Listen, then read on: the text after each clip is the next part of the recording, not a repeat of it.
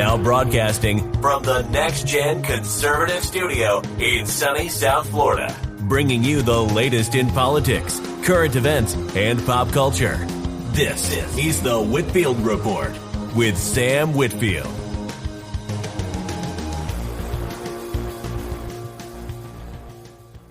Good evening, folks, and welcome to tonight's edition of the Whitfield Report. I am your host, Sam Whitfield, broadcasting live here from South Florida at NGC Studios, and I want to thank you for joining us tonight. We are starting a little bit early tonight. We usually start the show around 10 p.m. The reason why we're starting the show is because we are simulcasting with Versa Media, because we are covering the vaccine protests that happened at Penn State this week. That was big news on Reddit.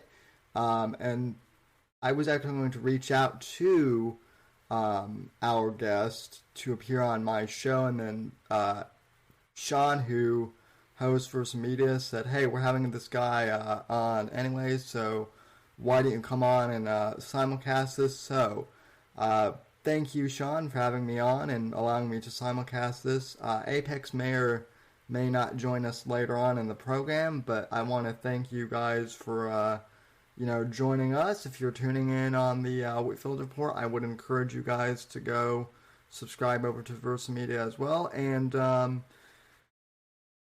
why don't we all introduce our guests? So, Avi, would you mind introducing yourself again?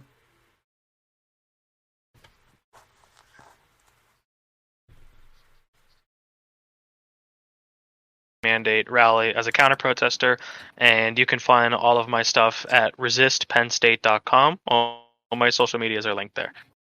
Awesome. Alrighty. Well, how about then we just start simply by, I'll give a very quick background on what's been happening, and then you can tell your story. So at Penn State, they're a Big Ten school, lots of people very popular, and they're the only Big Ten school, to my knowledge, that has not mandated the COVID vaccine. No. And there's many reasons you could give why, but they're the only ones, correct? No, I think there's a few others that don't. Yeah.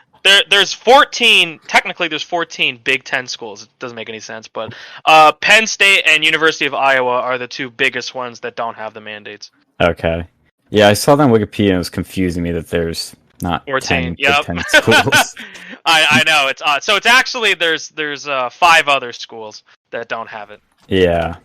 So you were there, and look, for full disclosure, we totally agree that Penn State should mandate the vaccine. I am of the opinion they shouldn't even mandate masks. They should mandate everything. Everybody should have their freedom back. But you were there, and this was supposed to be faculty and professors that were all butthurt for the second time. So this isn't the first time, this is the second time. They're all butthurt that Barron hasn't mandated the vaccine. So they were out there making some noise, and funny enough, Barron wasn't even there. So when they went up to air their grievances, he wasn't even there. So they were doing this. There was about 150-ish people, and there was a good size of counter protesters. And you're the guy in the orange vest. We'll link the videos in the description so people can watch it. But can you tell us just everything that went down? Yeah, so I got there with the anticipation that that I'd be able to just counter protest, get my voice out there, and get my views out there for everyone to hear and see. And, within the first, 60 seconds, I was sprayed down with an unknown liquid. I haven't seen video of that yet, but that did happen. It could have been water, could have been piss. I don't know at this point. Members immediately started making it extremely difficult for me to move around freely, kind of boxing me in, creating physical blockades, blocking me on all 3 sides. And then it was about 10 to 15 minutes into it where I was holding my sign up, and then you saw that gentleman in the white t-shirt and the blue jeans rip it from me, and then appeared to get me with his shoulder or elbow, forearm in the nose, and give me a bloody nose. Wow. So you said they... I'll just ask one quick question. You can go, Alex. Do you think they milkshaked you? Say that again?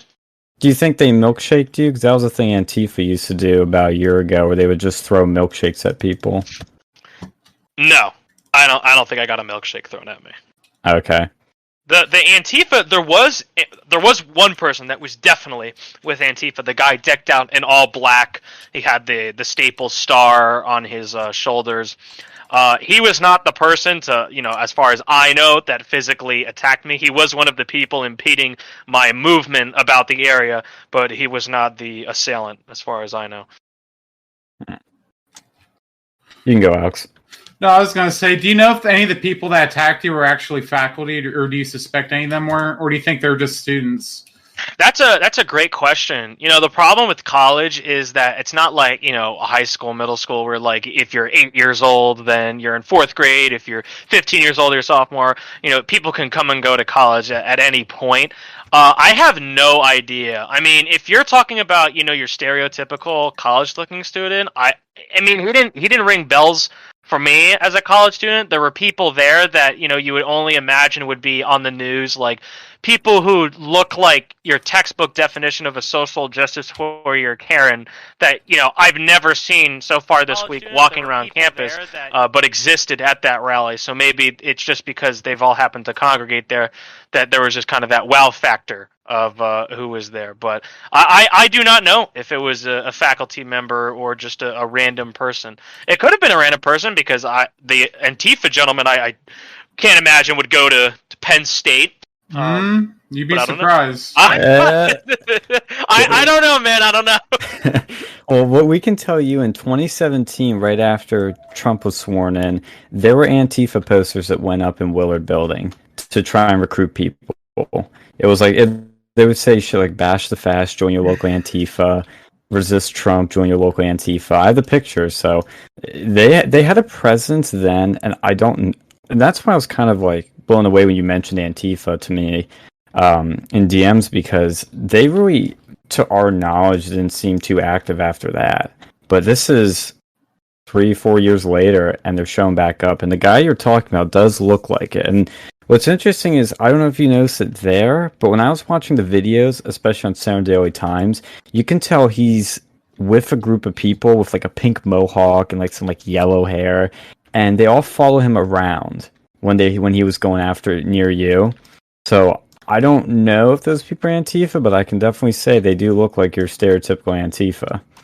I mean, my personal view of your stereotypical Antifa member, somebody decked out in all black with a white star somewhere. So there was only one person that fit that textbook description. Could there have been quote unquote undercover Antifa members? I mean, totally. This could have been absolutely coordinated. They could have said, "Hey, watch out for this counter protest that's going to be there and make his life as difficult as humanly possible." That's totally plausible. I can tell you going into it, I knew absolutely nobody that was there. Yeah, I wouldn't be surprised if they're busing people. I know we've seen that a few times back in 2016 when they were protesting. I think it was one of Trump's sons. It was Eric Trump. Remember that? Yeah, they're busing people in, and it was a pretty open secret. I got yelled at for telling the media that, but everyone knows the fucking truth. Wait, what was happening? Eric Trump came to Penn State, and they were busing in people to protest. What? Yeah. Who is busing in people? Who? Various left-wing agitators, like left-wing groups. SCIU, I think, was one of them. Like for America, the usual Soros-backed organizations. Well, who was that club? The Next Gen. I bet they were doing that. Those people, are they still there at Penn State? Are they still a faction? I don't know. They are, but they're not as. They are still there. They were doing voter reg when I was last there in 2020, and I know when people were campaigning for Trump this season or last season technically, they were there.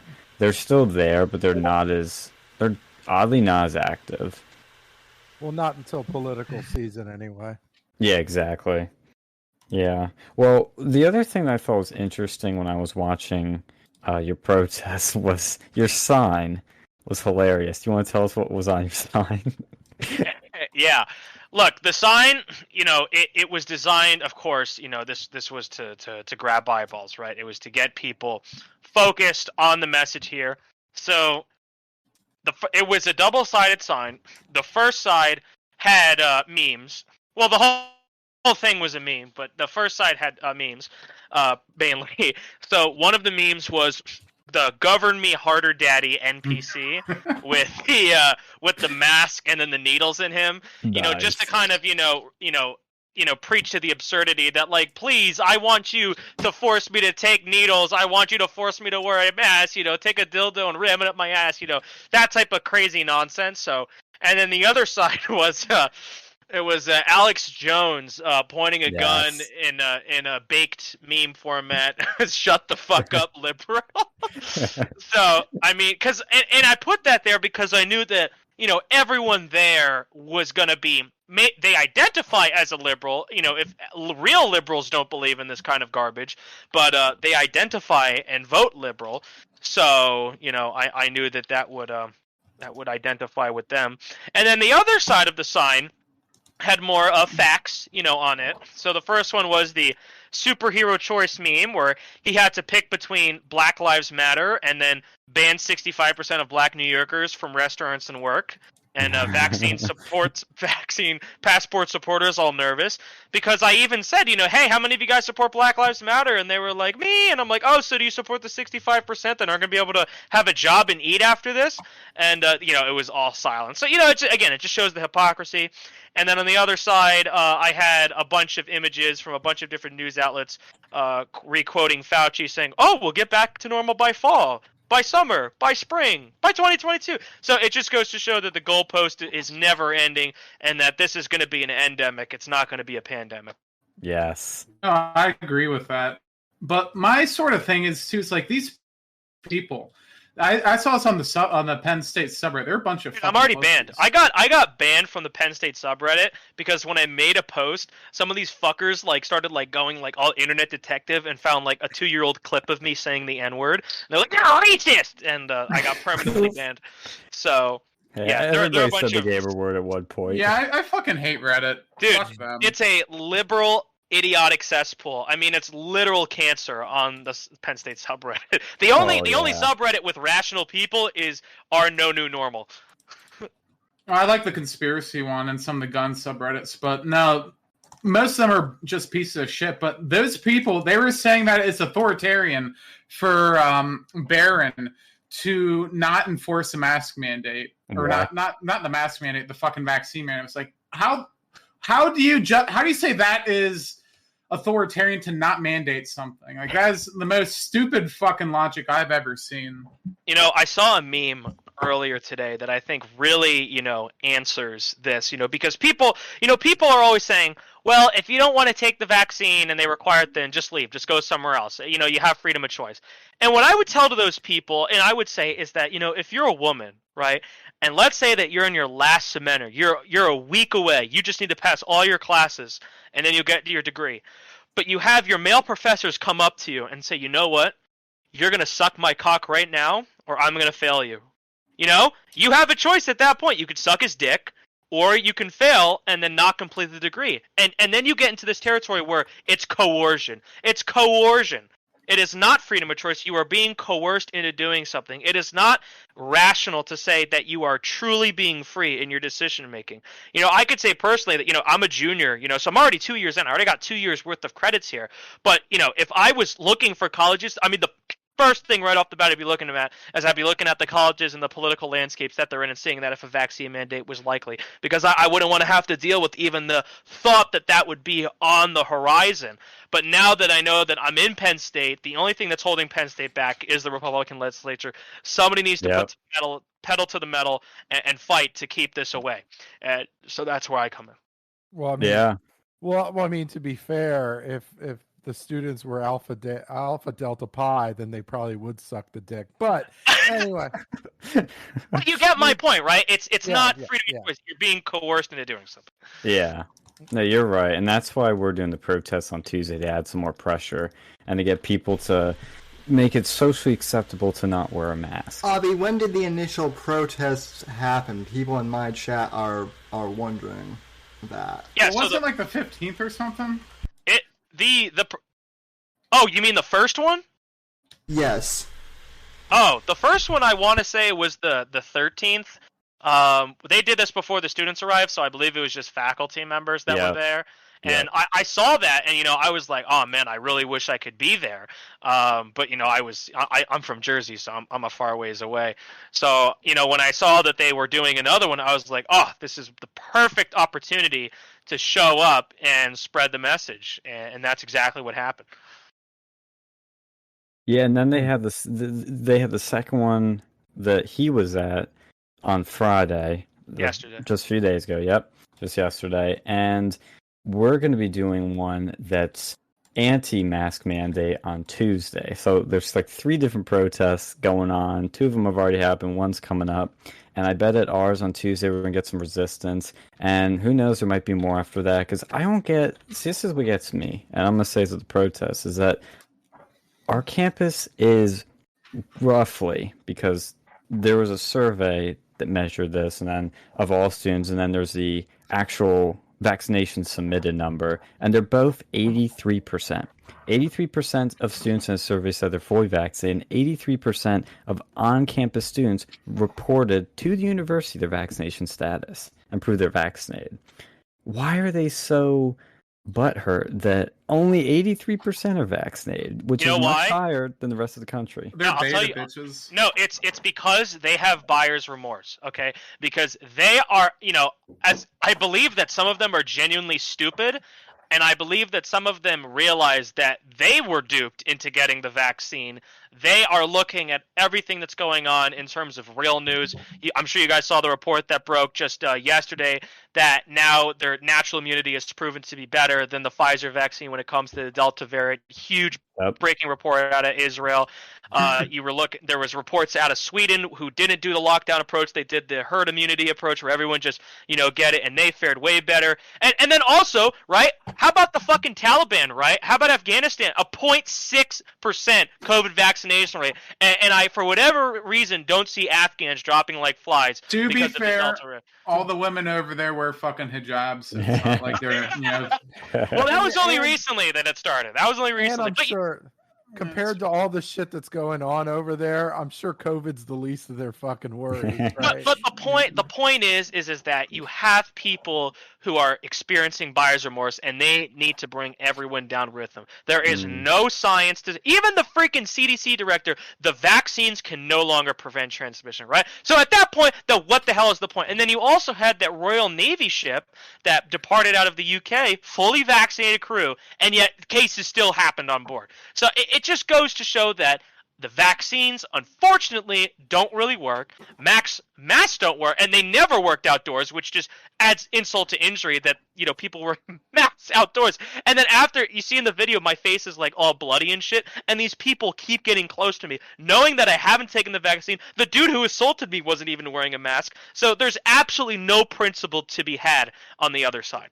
You should have told him to socially distance the whole time, like, yo, 6 feet, 6 feet.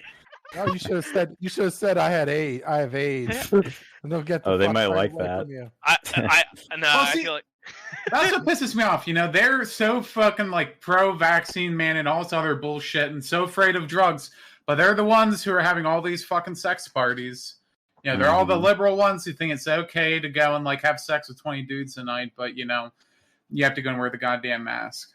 I have a question though. I have a question for you, Avi, and I need you to be as honest as you can, okay? And it's a very serious question, okay?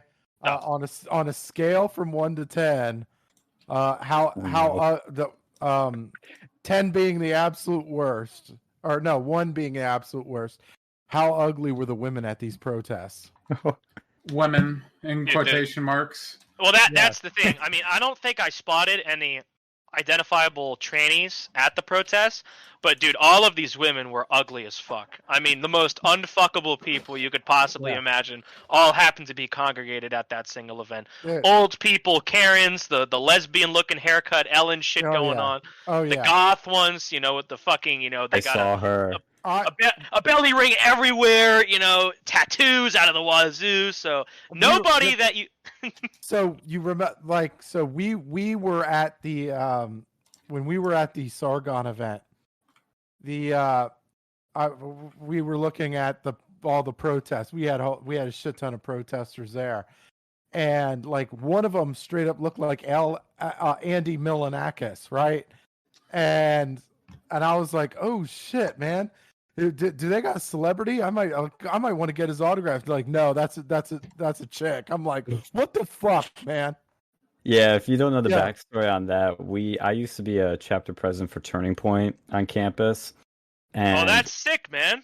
Yeah, it was a good time. And because I try to do controversial speaking events to push the boundaries and to get Penn State to be a bit more free speech. And we did one with YouTuber Sargon of Akkad and Hunter Avlone. And funny enough, Hunter started going far left after we brought him, so we broke him. But Sargon remains pretty solid. He's pro-Trump, pro-Brexit, and they lost their minds when we brought him because he made some edgy jokes back in the day and still does, but they got so just like up in arms. The college Dems made a statement condemning it. The university even condemned it. I mean, everybody was condemning it, and we did it, and all these protesters were outside, and they were just disgusting. I wish I had my shirt on that I have now from Milo that says everybody who hates me is ugly, because it's so true. It is so true. Everybody there was disgusting, and all of us inside were normal looking people. And to be fair, this is the same university that brought a well-known domestic terrorist over with open arms. Yeah, they brought Bill Ayers, who is literally like the godfather of Antifa, but who started the Weather Underground. He's kind of what started all these violent left-wing movements in modern America. And it's okay to bring him. It's okay, but you bring a guy that makes a few edgy jokes, can't have that. Dude, I've already been condemned by members of the UPA student body. Nice.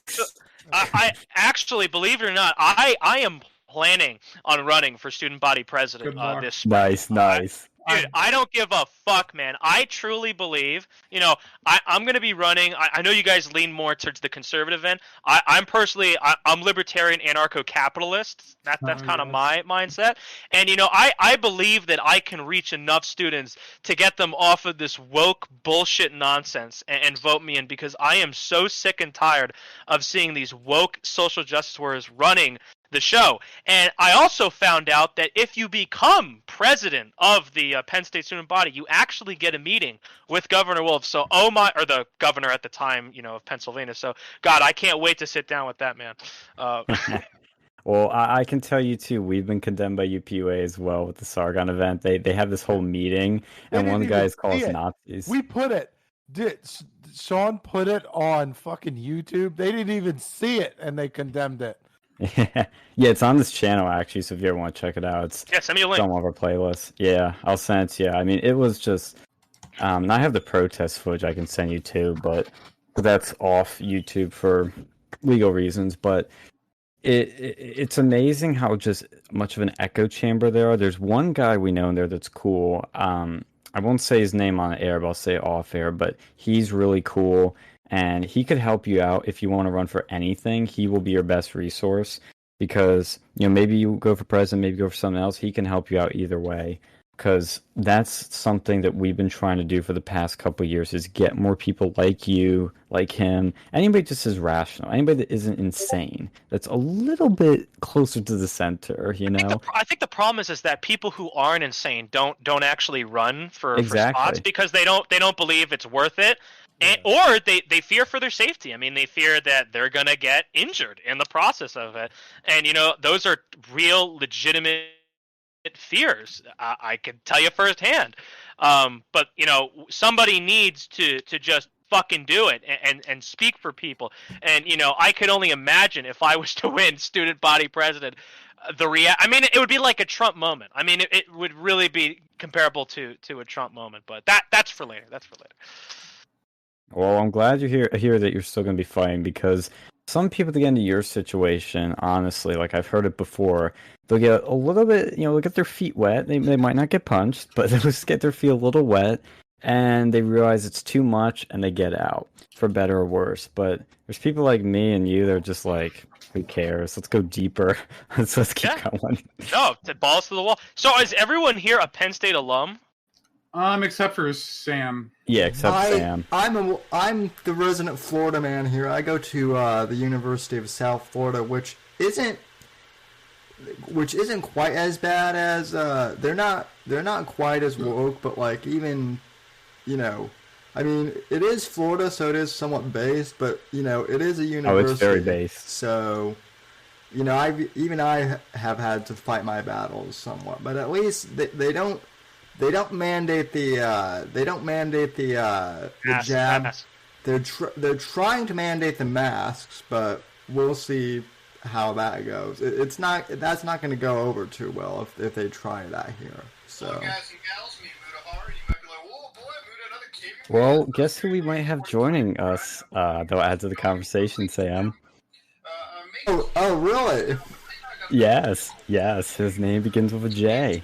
The former co-host of the Whitfield yes, going way back. So. I feel like what the I fuck have is to going get it on? out of my Alex, what have you got going on in the background? I don't know, man. My fucking Yeah, phone just started. No, my phone started making noises. I don't know what the fuck it was It's the from. feds, man. They're on to us again. I must have YouTube open or something. It was fucking weird. I started hearing that. I thought it was someone on the voice chat. Yeah, me too. I was like, do we have a challenger approaching us that snuck in? But yeah, it's honestly like you said, you're a junior. What's your experience been like being just not a leftist on campus for your first couple years? Well, I actually came from a satellite campus. I came from Abington, so this is my first. Where my girlfriend used to go. So this is my first week at U Park, and also, a year and a half of my time at Abington was spent online. So in terms of a quote-unquote college experience, I pretty much had none of that. So I'm more or less a freshman, per se, with junior level credits. So I really have no experience, to speak on. I can only say, my first 4 days on campus, I just kind of, meandered to class, ate in the dining halls, and, just kind of watch time go by. And I'm like, you know what? I need to get involved here. I need to do something. You know what? We're going to do some activism, and that's what happened. That's kind of my story too. When I started on campus, your first fucking year, man, you were involved with some shit. No, I meant my first few. Sorry, I thought he meant first few days, not first years. But you're right. Before that was before your first. So you were in summer and you were still getting into shit. Well, the first couple weeks of summer semester, I was kind of meandering around, but I think it was the third week or the second week I joined the Trump Club. And then that's when shit started going down. It was so much fun, dude. It was probably the best. My senior year, my freshman year, the bookend of my time, they were probably my best years because they were both during. One was when I was during election season. The other was as Turning Point president in senior year. But freshman year was insane. And Alex is right. Like a little bit, like just at the very beginning. I was only meandering around for a little bit. It didn't take long till I found the Penn State Trump Club on Reddit, DM'd them, got to the first meeting, met a few people, some interesting characters, and then on the first day of my fall semester, we came back to where the first College Republicans meeting was, and the big deal with that was they over the summer rigged the poll and voted to supposedly not endorse Trump. They're one of the few college Republican chapters that wouldn't do it. And so we came all in like an army of MAGA hats, just flooded the freaking room and gave their president shit because he rigged the poll, because he hated Trump and he was a closeted Democrat running the college Republicans. Can you imagine if you think that they fucking rig elections in college? Dude. No, he fucking did. I was there for that. It isn't the first one. Every year, the college Republicans, except maybe recently, rig their own elections for their e-board. It's insane. We were getting red-pilled on election fraud before 2020. That's crazy. Okay, do you guys think that the election was stolen from Trump? Absolutely. Yes. I don't know if we can say that on YouTube. Oh yeah, true. Oh, oops. Forgot that. It was borrowed without permission. It totally wasn't wink. Well, I mean, yeah. That's okay. I've already made videos on this, and my channel is still standing for now. We have a king that just joined us. We have another king. Yes, let's go. Yes, we have a former friend of the still a friend, but former co-host of the Whitfield Report. That's yes, I gave him the admin privileges. So who's it? Is it Bait or Apex? No, it's It's our boy Jeff. Jeff, you can join now. I gave you the permission. Or the roll. boy. That's what it's called in Discord. We'll have him join. I guess maybe he'll give a dissenting opinion. We'll see. I think. Oh, we need to talk about that professor of his. Yeah, we can talk about Sam later too. Hey Jeff, can you hear us? Dude, it's the return of J-Ham back on the Whitfield Report. Let's go. Jeff, how are you doing? Dude, I was laying in bed listening to this, and there's a damn echo chamber, and I was like, huh, maybe I can disprove some of the things that you guys believe, that all liberals on campus believe, such as... So wait, before you speak, who is this guy? Just can we get a little introduction on? Yeah, let's give it I an intro. tweeted you, actually. But yeah, somebody else introduced me. So do you know about Social 19, Avi? Yes, I'm taking that class. Sam Richards, that guy. Yes, Dude, you're taking the class right now? I'm taking the class right now. Yeah. Dude, come say hi to me on Tuesday. Dude, are you in the Oh, is there Yeah, only one session? Yeah, there's only one session. All right, then I'm in your class. DJ. He's Yeah, a I'm DJ the guy and that's in tech the front. Wait, are you the dude behind the scenes? Yeah. I'm one of the Yes. guys behind the scenes. Dude, are you in the Twitch chat? Not really. Not this Okay. semester, just because I've been trying to get everything set up, and every semester we have a brand new team that I have to literally reteach the wheel to every semester. Okay, because so... I was getting into a spat with some of the mods in the Twitch chat. I don't know if that was Dude, are you the guy that was fucking chatting the snowflake next to your goddamn name? Wait. Yeah, was I with the? Wait, say it again. I don't know what the symbol was, but it looked like a snowflake or something. A star, maybe. Star David. Not a star, David. No, there was this one guy who was like, "Are you guys telling the professor who I am?" Yeah, Because that was he me. just That was me. That was yeah, me. dude, no, I'll tell you the truth. Sam doesn't know who's doing what on their devices, and we for sure don't know who the hell you are. So, like, even though I'm talking to you right now, if you come in on Tuesday and don't say shit to me, I'm not going to know who you are. Like, there's 750 people in that room. I'm not going to be able to tell who you are. Like, Dictator Phil took this class. I don't know who he is to this day. I don't know what you look like. I don't know if you're 6'5" or 4'3". I have no fucking idea because there's too many people. So, but yeah. Yeah. I worked for Social 19 To give my. Oh, okay, you were gonna go. My bad. I was just gonna say, Social 19. Back in the day, I was conservative podcaster with Sam, and then I'm not a conservative podcaster anymore. But I'm not really like a, hardcore SJW either. I like to think I see things in the middle. Like you guys are talking about how 84% of campus or undergrads are vaccinated. I don't think we need the vax mandate. I don't. I think if they did it, I mean, I have the fucking vaccine. I don't care. But I think if 84%, for the most part, we're fine. It'll change. It'll depend. In a couple of weeks or maybe a month, if the Delta variant comes through and we have huge soars of people, like numbers rising, then maybe we have to relook at that. But as of right now, it's fine. It's fine. Well, at least you're sensible on that, because those professors out there outdoors wearing masks demanding the mandate for the vaccine, it's idiotic. It just looks idiotic seeing that. Yeah. Dude, if I can comment on the professor here. So I mean, my first impression of the guy, the first class we literally spent debating why we refer to God as a he and not a she. I mean, in my opinion, that was a totally wasteful amount of brain energy. And then he was also mentioning some Fox News thing. I actually searched up the clip and the YouTube video in question, which the professor unlisted, so he doesn't even want it public. And I saw the fucking video, and he was certainly not taken out of context. He took a black student and a white student, and he put them next to each other, and he made the white student be like that he's better because of his skin color. Dude, There's no way around that. There we go.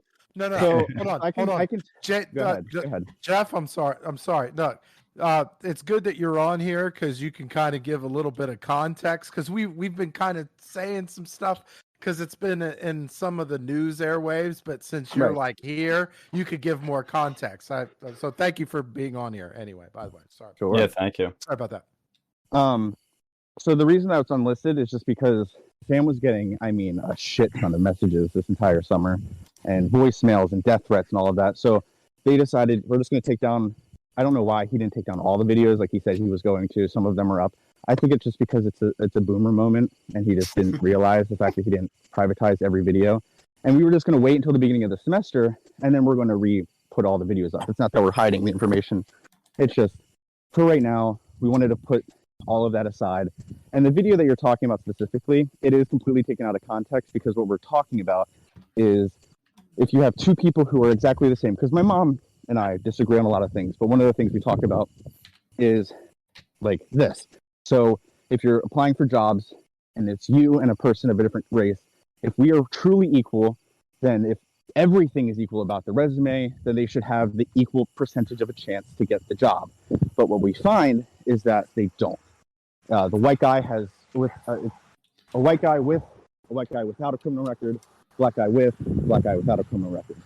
And what we see is even if the black dude with the criminal or without the criminal record, he's going to get less callbacks than the white dude with a criminal record. And it's just like, okay, that's a study that has been done over and over again, and I would actually like to see it redone now because I think it's a little outdated. But I want to see if that still holds. And if it does, then what he was saying is, if you're going to walk across that stage, you're going to say, I, whomever I am, I have an equal shot at getting a job. But when we look at the numbers and we look at the studies that are done that account for all of this shit, same GPA, same level of university, same club, because people will be like, well, you know, this person might have been a part of a club that got him this job and that kid wasn't a part. No, everything's the fucking same. And what we see is that time and time again, for some reason, and it's not trying to prove like there's distinct racism, because that's not the point of the class. He's trying to point towards like, why is this happening? What's the cause of this? And maybe we can then talk about what we can do to fix that. Pretty much. That was the clip that was just in context. And that wasn't the one on Fox News. That was on Myth Information, the one on Fox News. Sam was talking about how crazy it is that Coca-Cola was doing their anti-white like diversity training. And he was making fun of the fact that they were saying white people have to be less arrogant and more empathetic and all this shit. And it was just like, that's not white people, that's just people. Like, some people are going to be more empathetic and some people are going to be less empathetic. And in order for us to be the holistic community that we want to be, like where everyone is equal, then we should all be a little bit more empathetic. But it was just taken so far out of context of like him, practically Mark Stein was saying, Sam Richards is saying this stuff, and he was making fun of it. And that's why and for Sam, I saw Sam put out a tweet and he was like, I can't wait to hear Sam's excuse for this because it was a joke or whatever. I'm like, Sam, you're the first person who on your podcast every fucking week you talk about how we can't censor comedy and we can't silence these people. And then a joke you don't like comes up and then it's just like, well, fuck this dude. Like, you're right. I do say that every week. Oh, wait, you're talking about a different Sam. Yeah. No, I'm talking about you, Sam. The one thing I'm talking about you. Go ahead. But the one thing that I do respect, the one thing I do respect about Sam Richards is he's definitely like pro free speech. Like, he's definitely a pro free speech guy. And you remember you remember when he had the Sargon event, like when we had the Sargon event, he was saying I forget what it was, something like when freedom of speech is curtailed in society, it's almost always the people with the least amount of power that feel the greatest impact of those curtailed freedoms. Like, and he's right. I mean, it's a good point. And like, so he understands at least more than a lot of these like leftist professors do, like the total picture. Or maybe some of these other professors don't care, but at least like Sam Richards understands that part of the conversation. So I do respect him for that. I mean, speaking from my, experience in the class and then what I've seen, online and after hearing what Jam has had to say, I vehemently disagree. I do believe he's woke. I do believe that the majority of what he said so far is total garbage. Hopefully I'll be proven wrong at some point, but I still think very little of him. You can't make that assumption after literally one class of him doing something that was edgy like that, and then the second class wasn't even his opinion. He was talking to people who've worked in Afghanistan, and then we talked to a person who's in Afghanistan still. So like, you haven't even sat through classes. Like, you have to, if you're going to go through a sociology class, because it's not an engineering class or it's not a mathematics class where this isn't relevant. Like all this shit is relevant. So give it some time. Think about it. I'm gonna stick it out. I'm not gonna totally. drop the course. I'm not gonna drop the course. I'm gonna stick it out. I'm gonna finish it out. I'm not even 100% sure what the hell I'm supposed to be currently learning in the course. I'm just kind of just hearing stories. Like I don't even know like what the hell is this course about. We've talked about God's gender in Afghanistan. Like I don't understand. So his Twitter handle, Sam's Twitter handle is I unlearn. Remember that. Hold on. Yeah, so making a joke, but I see what you're coming from. No, so real quick, go ahead. Why is God's gender coming up in a race relations class? It's not just race; it's race, ethnicity, culture. The course is actually titled incorrectly now. It's actually been updated, but the university takes fucking forever to do anything. So it also is a culture class. So the reason we were talking about God's gender is because we're talking about the way in which we view the world through a masculine lens. And there's many religions in the world that have God as a female. If you take DMT or have ever heard of anybody taking DMT, which is, in my humble opinion, what happens our afterlife is just a chemical reaction in our brain. But every single time anybody does a DMT trip, it's always a female. And it's like, yeah, because God burst everything. God is definitely a female. But the point is, it doesn't matter if it's a male or female. But we have this way in our culture of always seeing. What was that laugh about? Like, well, it's definitely a female. Definitely. I did drugs. That means it's a female. Yeah, you know what? God is definitely a female. Yeah, how about God is gender binary? Does he also have a belly ring too? Look, like gender binary? Meaning gender non-binary. Look. Oh, I'm sorry. Wrong term. Yeah, wrong made-up term. Right, man. I used the wrong made-up term. Non-made-up term? Non-binary is a made-up term? Yeah, I'd think that fucking God would probably be transgender if you think about it, because isn't he supposed to be everything? You know, can we not relive my first sociology class? Can we? Why don't we just call him Zizizozum? I did smell scum. What I don't think about the DMT thing is that doesn't necessarily prove anything about God. I mean, nothing can prove anything about God. It's all God is energy. If we roll on it down, I'm more of a Zoroastrian than anything. So yeah, exactly. What the hell is that? It's Zoroastrianism. Yeah, what is that? I honestly don't know what it is. It's some Middle Eastern bullshit.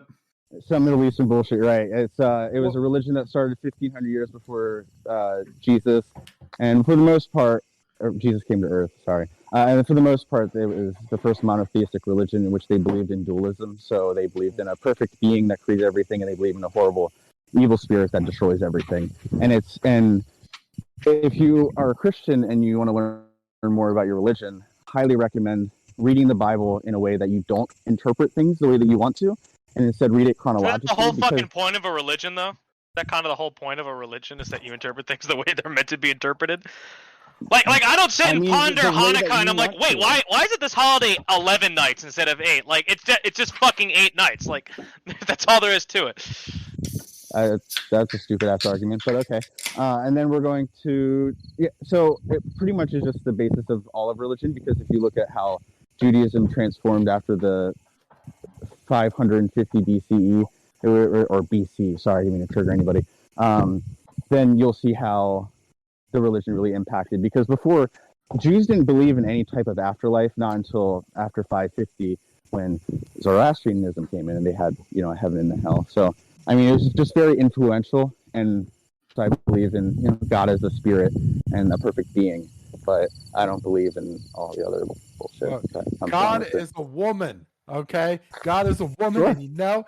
And I say that because no one can be this big of a cunt to the people of the world. Okay, only a woman can be that big of a cunt. Hey, Jam, I got a question. Do you know about because this was the whole point of this session right here. I'm just curious if you're looped in on it. Jam, are you aware of what happened Friday regarding me? Yeah, dude, I was tweeting at you. I tweeted a shit ton at you this morning. Wait, what's your Twitter handle? Propaganda PhD. Ah, no, his ass fucking blocked me. Who did I block? Block my Twitter account. I don't even know ever talking to you, but apparently I'm blocked. I don't. Wait. I don't know who's talking to me. My phone is in my pocket. Who is this? This is Alex. That was talking. Oh, maybe you said I'm something. Sean, really but that fucking was stupid. Alex talking. I can't find it. What the hell is it? Propaganda PhD. Follow him. Rob? Well, that's a fair name for Sam's class. Though. Follow him, folks. Yeah. Oh, I think I found it. Oh, that's you. Oh yeah. Okay, yeah, I remember too. So, do you think that what I did, Sam Richards would advocate for the beating of me, or like, what do you think his view on that would be? So I'm not going to talk as a spokesperson for Sam Richards. You'd have to ask him directly because I'm not him. Okay. I know Fair that enough. personally. I don't support the beating of you. I also wouldn't have wanted a person in a counter protest talking about vaccines and mask mandates to be walking around throughout a crowd without a mask on, without being vaccinated, and yell. I don't know if you were actually yelling because the videos suck, but I assume you were talking and speaking in front of this group of this crowd of people. And especially with the Delta variant, I mean, vaccines aren't 100% effective. Condoms aren't It's not either. going to kill anyone. Oh my god. mean- that's so stupid. Oh, so it's okay to go and beat him then? So wait, Jim, you Yes, but believe it that the wasn't science okay, supports wearing masks outdoors? You believe that? Okay. I don't know how deep down the rabbit hole we want to get with this. So, No, like, so again, I don't think it's a problem of if you had a mask on or not. I think it was the fact that you were. Again, I don't support you getting punched or beaten up or anything. Again, the videotapes I've seen, it didn't. The person seemed as though they pushed your sign down and maybe the sign hit you. I don't know. I wasn't there. Literally, I saw like 3 videos, so I could be completely wrong. By the way, I would 100% contact the university because there are a shit ton of cameras on yeah, Old yeah, Main. yeah. They I've won't already do put shit. it. I've already put in the Pennsylvania right to know shit. That'll all eventually come through. Cool. Good. Yeah, because it's public university. You have access to that shit. If I'm interpreting what you're saying correct, Jeff, is what you're saying is that since he was being a little provocative to them, that it's like, not that he deserved what happened to him, but he kind of was asking for it in a way. Is that what you're trying to say? Again, I Victim wouldn't say blaming. asking. I wouldn't. Say I'm not trying to put asking for it. words in. I'm just trying to clarify. I would say that unacceptable is the reaction that they gave you. However, as human beings are imperfect, I understand or can see why they may have reacted the way they did. Again, I don't support it anyway, but if you wanted to counter protest, just fucking stand in the back with your signs. Like, cool. Like, your voice is being heard in that moment. And again, I only know how many people were there. It looked to me like there were 20 people. 50. Yeah, maybe? they're around 100-ish. Yeah, like that 16-year-old chick was begging for it, right? She shouldn't have drank that spiked Pepsi, you know what I'm saying? No, I'm fucking with you. No, I know Yeah, I you are. mean, my attitude is that, you know, when we were talking before Jam came in, is that like when you guys had the Turning Point chapter and you had the Sargon come and shit like that was like, you know, a booked event. There was security. Like if you wanted to protest, you had to be outdoors. There was a secured perimeter. When I went there, I looked for auxiliary police. I looked for sworn Leos. I looked for a perimeter, and I saw none of that. And I actually emailed the Office of Student Conduct prior to this happening. I was like, yo, can you clarify like your protest policies? And they were basically like, look, as long as you're in a group under 10, if you're not a recognized university org, you can go wherever, whenever, and you just can't use a megaphone unless it's after 5 o'clock. So I went, and I didn't see any, you know, fucking cops or anything like that. So I was like, fuck it. So, you know, I'm going to go in the crowd. And Yeah, there's a rule I like to live by. It's called D-bad. Don't be a dick. Even though something isn't against the rules, doesn't mean you should necessarily do it. So, Right, I mean, so- no, you totally did the right thing, but like, disagree. He was being a dick disagree. then? How the fuck is he being a dick? The people hating him were the it's dicks. a figure of fucking speech, okay? It's not like he's actually being a dick, but just even though something's not against the rules, you don't have to do it. Like, and you were, from the videos again I saw, and I could be completely wrong, but it looked like you were going in and out of the groups of people.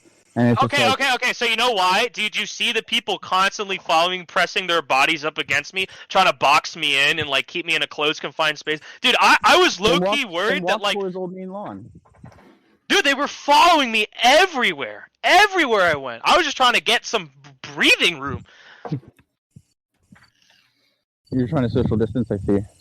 I wasn't trying to social distance. Dude, they weren't trying to social distance. They wanted to be on top of me.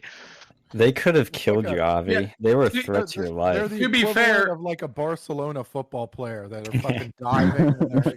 And Isn't that kind of a bit ironic, though? These people are protesting for these vaccines and shit, and they Yeah, aren't absolutely. social Absolutely. distancing.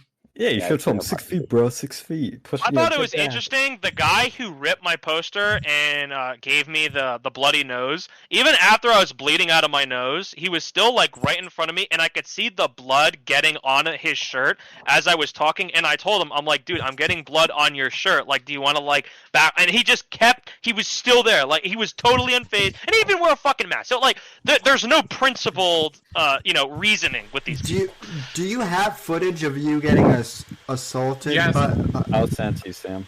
Yeah, Okay. I mean, I have 2 videos of the event. So you said you Yeah. had 3, so you have one more video than I did. But the Maybe I saw 3. I don't fucking remember. there's a 17-second video that shows the build up to it. When the guy takes my poster, you see the backswing of the forearm hit me in the face, and that's what I believe gave me the bloody nose. Sam, I just sent to you on Twitter right now.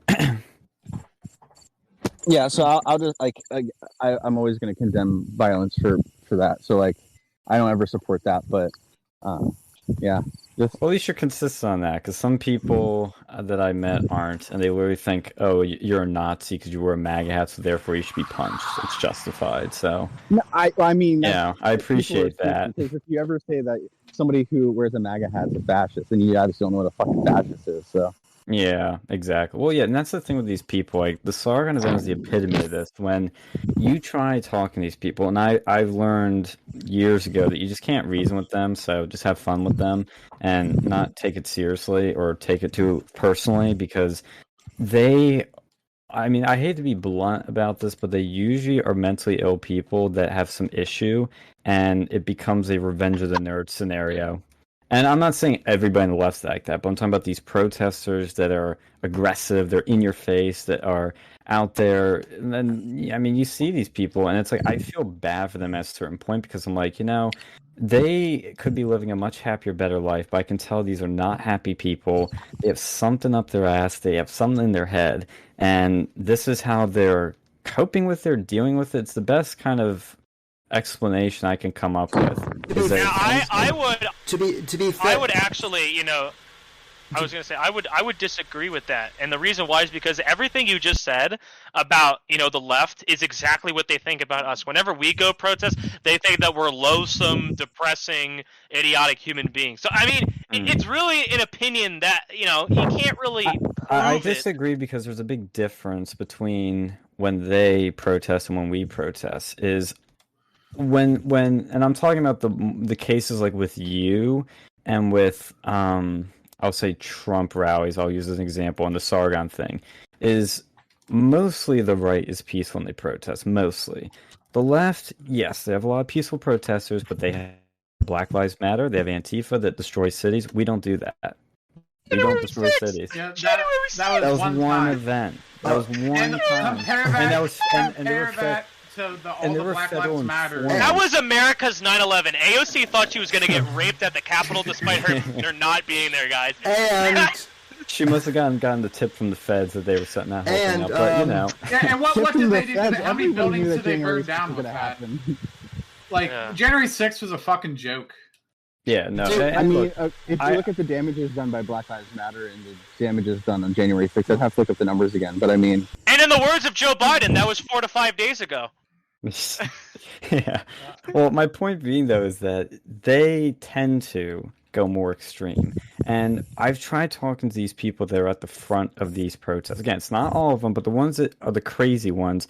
Look, they have like purple hair. They're usually obese. There's always something that, and look, I'm bringing that up not to be mean to them, but the right will mock them for this. And there is that stereotypical SJW image for a reason. And that's what I'm saying is these are people that were probably bullied in school when they were younger. And now they kind of think, oh shit, who's the guy that bullied me in school? It was a straight white male jock that was good looking, had a girlfriend. Chad. He's the problem. Yeah, the Chad. And so this is where I think it's revenge of the nerds. Well, They want to get back at those people. it's really the- funny you because you think guys are the left- talking about the fact that people on the the other people on the right are demonizing, or sorry, the people on the left always demonize the people on the right for being low bar scumbags, and then literally you guys a moment ago were talking about the fact that you could transfer AIDS to fucking air, and people who are like purple hair and yellow hair and stuff. And it's like you Well, am I literally doing wrong? the same exact fucking thing. Well, that's what I mean, I'm you're not not saying wrong. it's all You're of them, doing but I'm the not same exact wrong. fucking thing. Well, look, I in 2020, I was on the Trump campaign. I got to see every face of the right. It's Yeah, they I have their know issues just too. because they just have their because they- issues. You get Just your because they're fucking homophobic boomers abuse, okay. and your we have our shit. cute tards, okay? So, we No, have Jesus, Q. yeah. Don't get me started on Q. I'll probably get more triggered than you. Probably. It pisses me off, but because I get these people like when I was on the campaign, this one chick I was talking to on the phone, I was like, hey, you want to volunteer? She's like, I don't know, and I'm like, it'd be a fun time, and you could win some hearts and minds and do something bigger and make a big impact on the world. And she's like, nah, I don't know, but I really like some of the stuff I see on the internet. Like, have you seen the latest Q drop? And I was like, in hell. And I had to sit there for 15 minutes of her explaining to me how Hillary Clinton was actually Going to prison. yes, that she was actually going to go to prison, and that even if Trump lost, that he would still be president. And I was like, ma'am, I hope you have a nice day. I'm gonna. My boss is calling me. I'll see you later. Sean, that's nothing. There are a few QAnon people in my neighborhood still. So okay, so I'm not really pro jab, but my neighbor takes this to a whole new level where he's like the vaccine is actually, if you take it, your DNA is going to be overwritten, and then extraterrestrials are going to be able to overwrite your DNA, and they're going to take over. And I'm like, oh, so you mean Invasion of the Body Snatchers? Yeah, I saw. Yeah, that movie's been out for 40 years. So. Yeah, and look, it is true. There are crazies on both sides. Any side, any group is going to have its crazies. Trust me. Even in Turning Point, mostly cool people when I was running it, but we had some crazies, and we had to deal with them. But there's different types of crazies in these groups, and that's why I'm saying that. Charlie Kirk. Yeah. Don't get me started on Charlie. I don't know if I've updated you on that, Jeff, but I hate Charlie big time. Oh, now. thank fuck. Okay, so actually, I wanted to tell this earlier because one of the last things I thought before entering the call, I think I told you this before, and Sam obviously knows this, but I actually was going to start the Turning Point chapter at Penn State. I didn't know that. Yeah.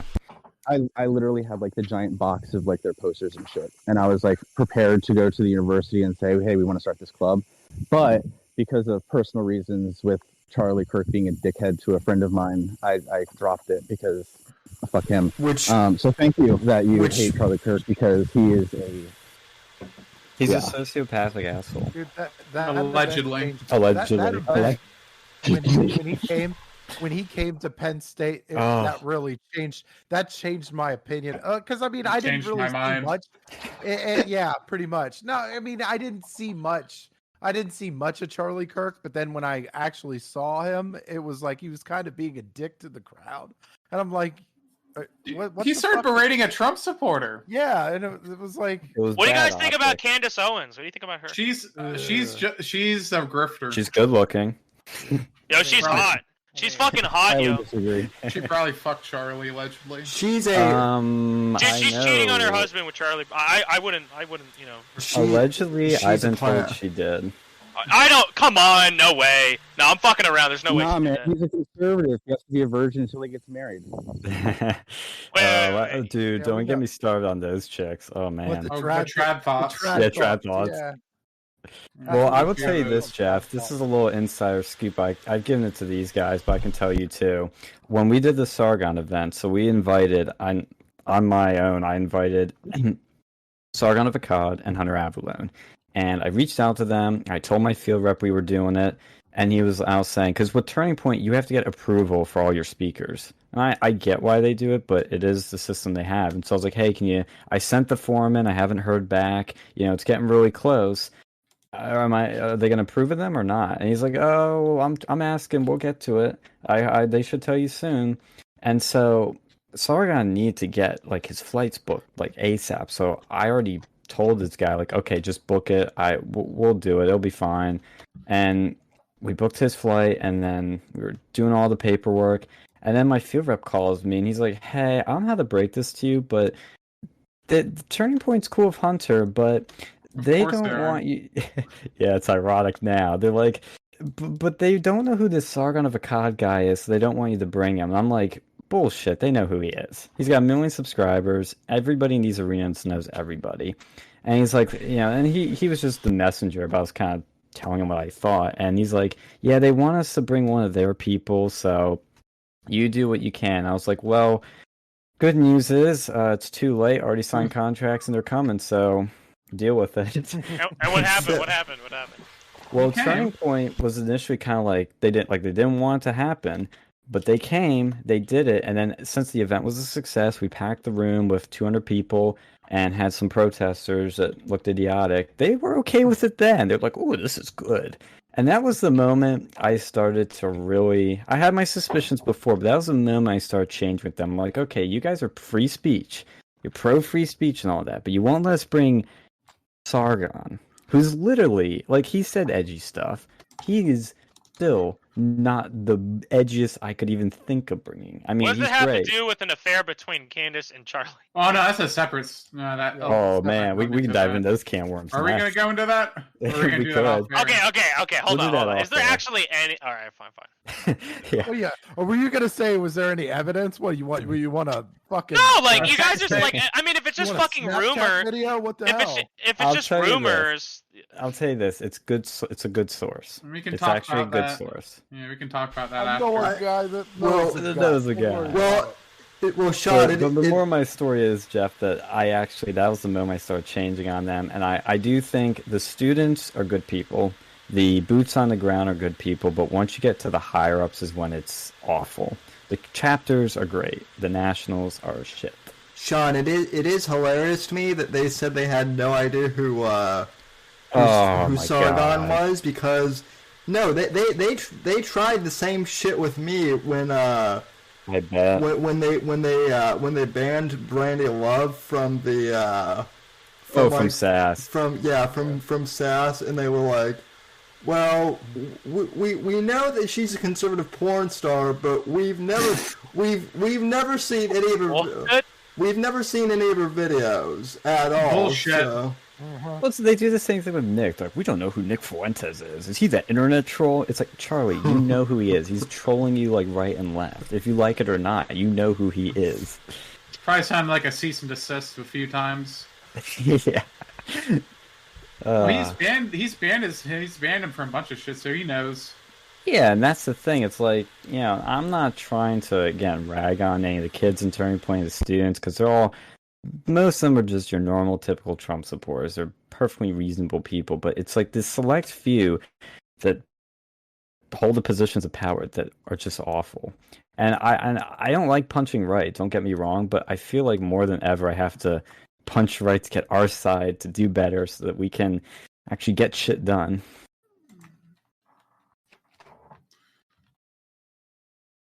Yeah, no, I Yeah. agree with Yeah. that. I mean, a lot of these guys up top are like, they're just doing this shit to like become relevant. Like it's more of a chasing relevancy more than actually. It's a very being ego the thing shit that too. you talk about too.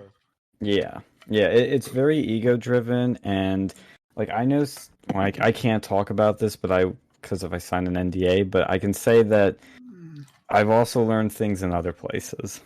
I'll say that about other political spaces and arenas.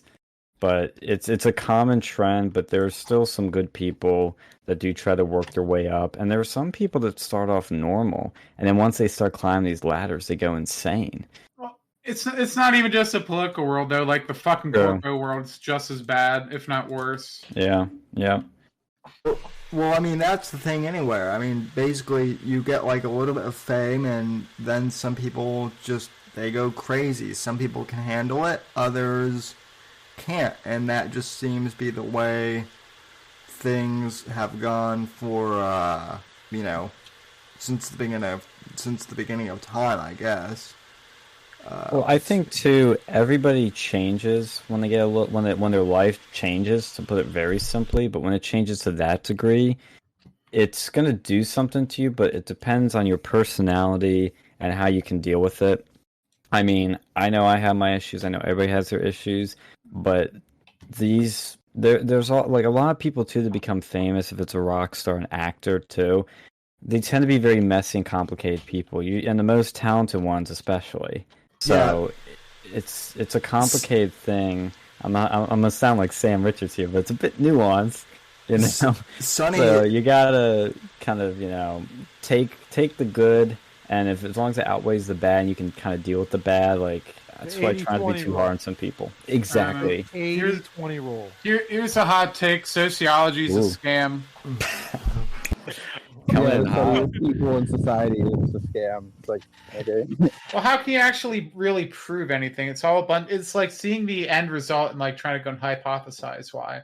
Okay, black people aren't getting hired for this job, so it must be because of X. That's sort of what it seems to me. And I've taken sociology class, not with Sam, but I've taken other ones. Yeah, it does seem like that. And then, I mean, if you look into the research, and the number one thing I'll tell you about research, because I have to read a shit ton of it for grad school, but if you're going to read the abstract, at least read the methodology, because they'll tell you the biases that are going to exist in the study. So, like, if you don't do that, then you're going to look at this, you'll be like, that's bias. And it's like, their overall conclusion is based with that bias in mind, like trying to compensate for it. So, and again, the entire thing about sociology is the fact that we have to look at society, we have to see, okay, what's happening, and then we have to go in and then try. It's the same thing with science. It's like, okay, so we see this and we have to try and prove it, and the way that we try and prove it is by doing studies, and sometimes it proves the same way that we thought the hypothesis is correct, and sometimes it's not, and so we have to look at why is it or why is it not. Well, aren't we having a replication crisis with the whole social sciences field too? What? Don't they have a replication crisis with trying to replicate a lot of these a lot of these studies? Most of the replication issues is just because of funding. At least that's what it seems to me. Jim, do you get paid to do the work in sociology, or like, are you a graduate student? Like, why do you do it?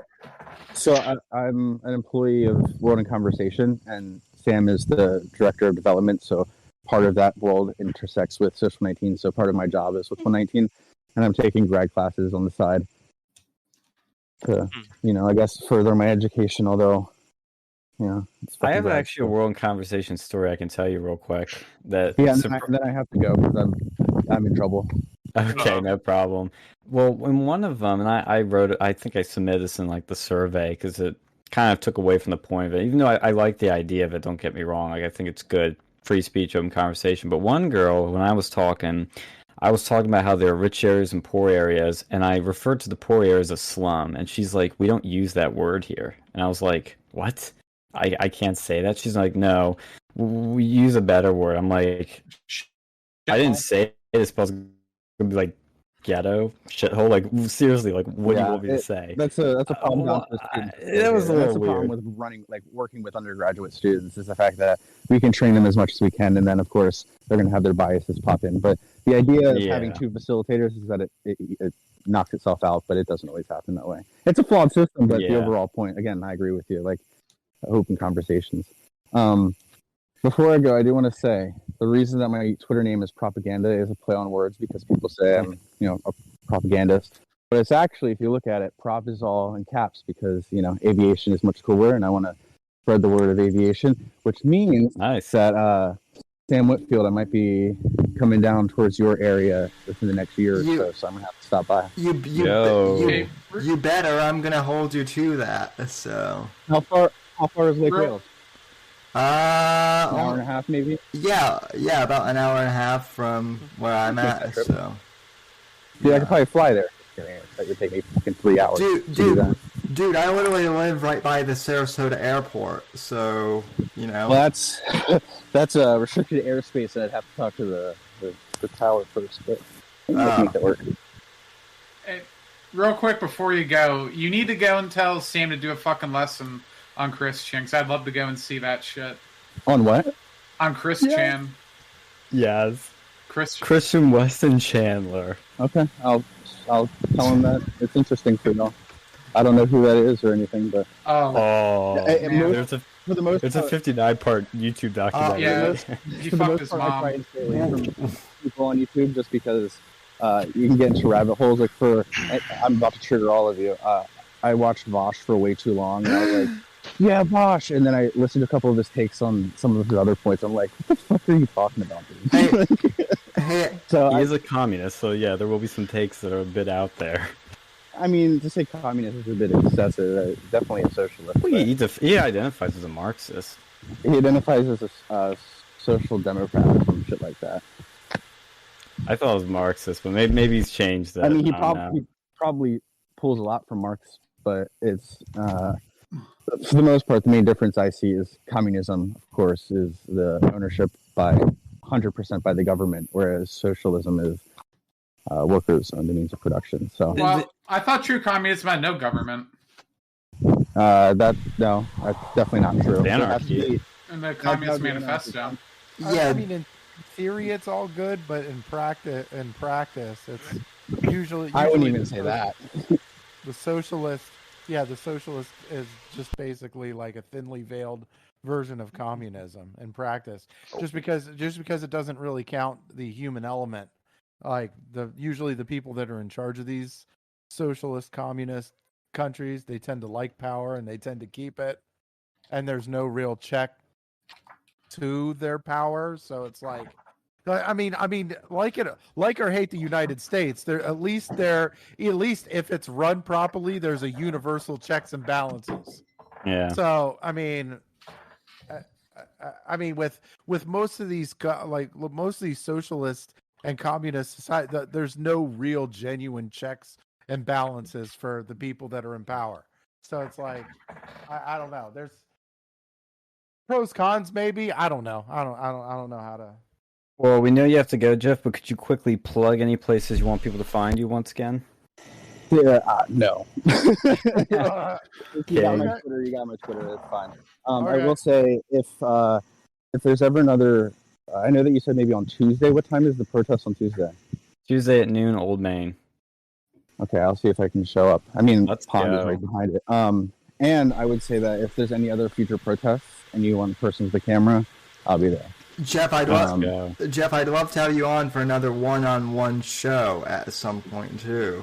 Yeah, I want to have a conversation with just you, me, Phil, and Sean because, I mean, I know Sean, but I don't know who Phil is really. But you're the one who introduced me to Phil, and that's how I know Sean. Well, so yeah, I know that because of Twitter and stuff. But like I said, I don't really know Phil. Like I just know his Twitter picture and the fact that he was in the military. That's about all I know. Like when you were tweeting a little while ago, and you were like, "Do you even know me?" I'm like, "No, dude, I don't know who you are." it'll be an interesting conversation, that's for sure. So Yeah, and I may probably need of some camera work services in October, so I'll keep you posted on that. Yeah, for sure. If I would say if you want to get 100 comments, look for Tuesday nights because Thursday there's a class reactorist. But if I can keep the cameras up, I'm sure I can talk to him into. We'll be doing Wednesdays. That's unfortunately the day we had to pick. Maybe it could work. Yeah. Yeah. So see you guys and punch a fascist. Just kidding. Kind of. Not really. Well, thank you for coming on. We appreciate it. Yeah, I just don't know why he fucking blocked me. that's well person, I guess. I don't know. I still think sociology is a scam. I don't care. I mean, it's pretty. I agree with you on that. We can Too, debate I that agree. next time. I really want Yeah, to. like I'd like to go and talk to that guy some more. He seems interesting open-minded. when he's not fucking blocking people. Well, he's got pronouns in his Twitter bio, so. Yeah, he's so open-minded your brain falls out. It's like one of those things. It's like one of those things where it's like. That's what I said. Yeah, I mean, he talks about it's one of those things where they give talking points, and the research is so bland, it's so poor, and then it's like you're giving these very vague reasons why X happens when there's so many reasons that you have to consider before you even get to whatever, like even like race, like What was the one thing? There was black graduates make less than white graduates. It's like, well, let's why don't we break that down? Because it's like, well, what school did they go to? What major did they take? Where are they from? Where are they looking at as far as job opportunities? Like there's a whole shit stream of stuff that you could look into before like race would even begin to fucking factor. And I can tell you personally from working at like a large fucking corpo before, they are prioritized. Diversity. Oh, they are prioritized. Like there was some dude who came in with like fucking tattoos all on his arm, and he was like getting a fucking internship, and he was offered a job, and he was like, you know, yelled at like nicely, but he was still told like, hey, you need to go and like, you know, dress a little more formally because you're meeting with like an executive. Like, what the fuck? Dude, we have a dude in my office that literally has you know those I forget what they're called. That Terry used to have like small ones. They're like these oopsies. Yeah. Somebody I know. There's somebody, those earrings that kind of go in your earlobe. Gauges. You know, gauges, yes. He has one. I'm not kidding you. The hole, you could put your fucking fist through it. It's big. I've known people like that. And yeah, and I see, and I think what Jeff was saying, like, I'd have to look at the study before giving any take on it. It first sounded like they were just looking at people with and without criminal record and their races, but then it sounded like they were the identical, like, person, and yet the white person was favored of the black person, and I don't buy it. I just don't. I mean, you can say, well, that's what companies are they looking at? Are they looking at some like random fucking small company that has like 10 employees? Or he conveniently left out the fact that affirmative action is literally there to like disenfranchise white people. Like that's literally the whole fucking point of it.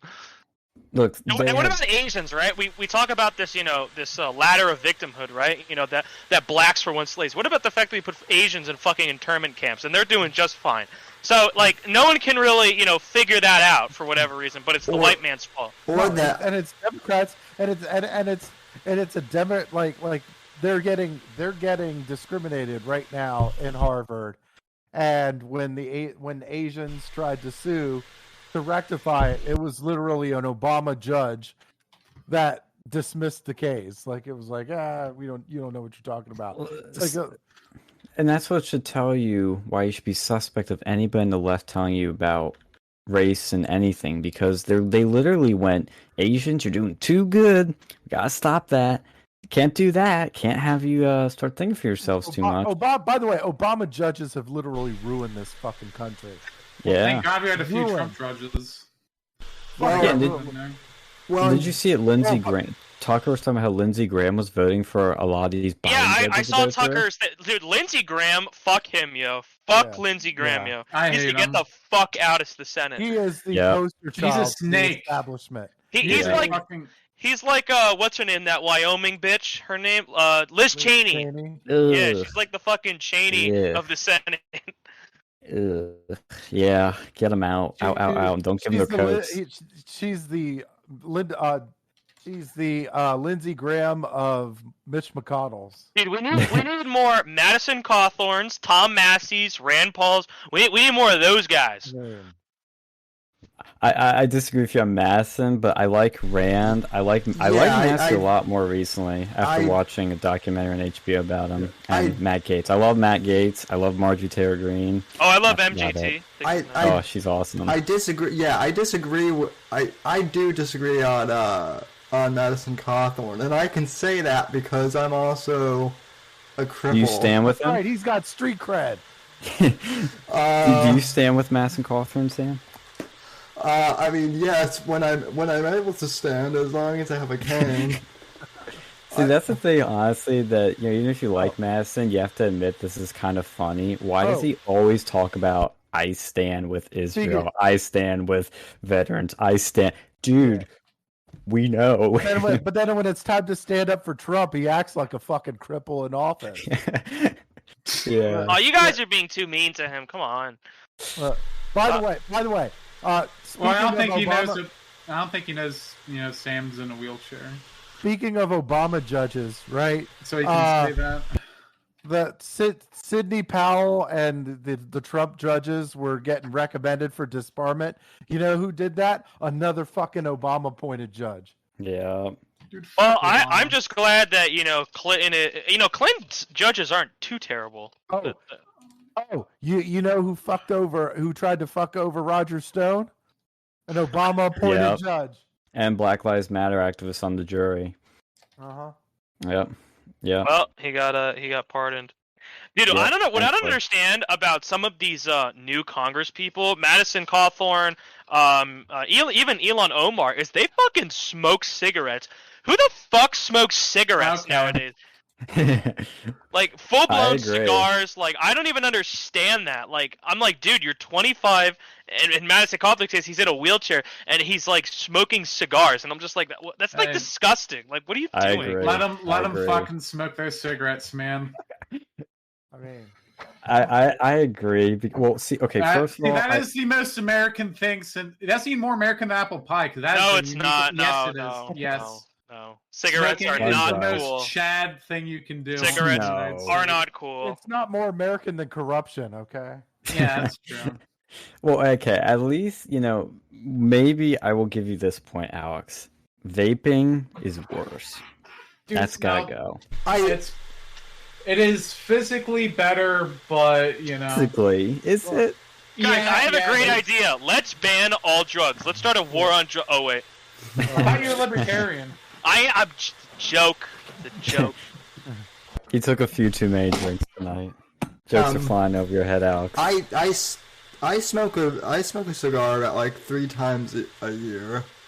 Dude, I think we need to bring back flavored cigarettes. No. Yes. Let's ban cigarettes. No, let's bring back the flavored ones, ban the regular ones.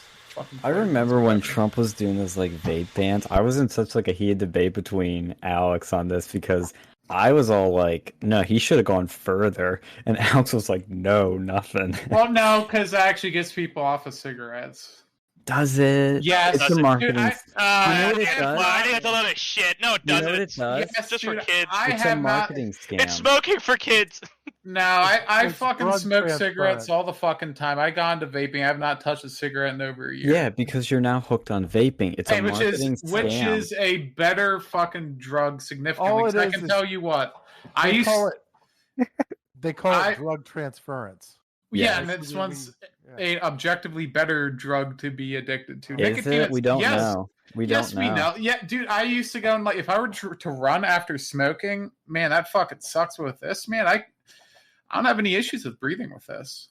Okay, that might be true, but what I'm saying is, I'm not trying to sound like Sam Richards, but we don't have any long-term studies on vaping when we've had decades of cigarette studies. Well, neither do we have long-term fucking studies on this COVID. vaccine, and we're I was still gonna say mandating we it. have less long-term studies with the COVID vaccine than we do with friggin' vaping. That is true too. That is true too. That is Well, true. you can but tell, like, not even talking about the health issues, but the fucking safety issues. One, you're having a fucking torch. The other one, you're having a little fucking electronic dildo in your hand. Which one's worse? So you like the electronic dildo in your mouth? I'm not gonna lie, it's fucking nice. Something else that I'm going way back to the beginning of the conversation where we were talking That's about like fine. me going to like campus and stuff like that. Dude, there's no dress code. Like everyone just kind of wears what they want.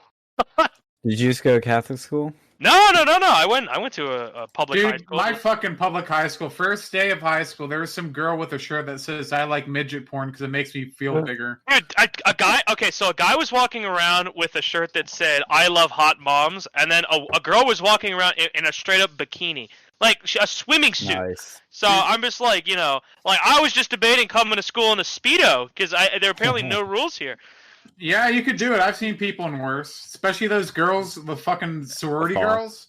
Yeah, man, they'll go on in like, they're built for winter weather or something. Because I see them going out in winter with like fishnets and short shorts. Like I'll give them that. I'm a big guy myself, but I couldn't even fucking do that.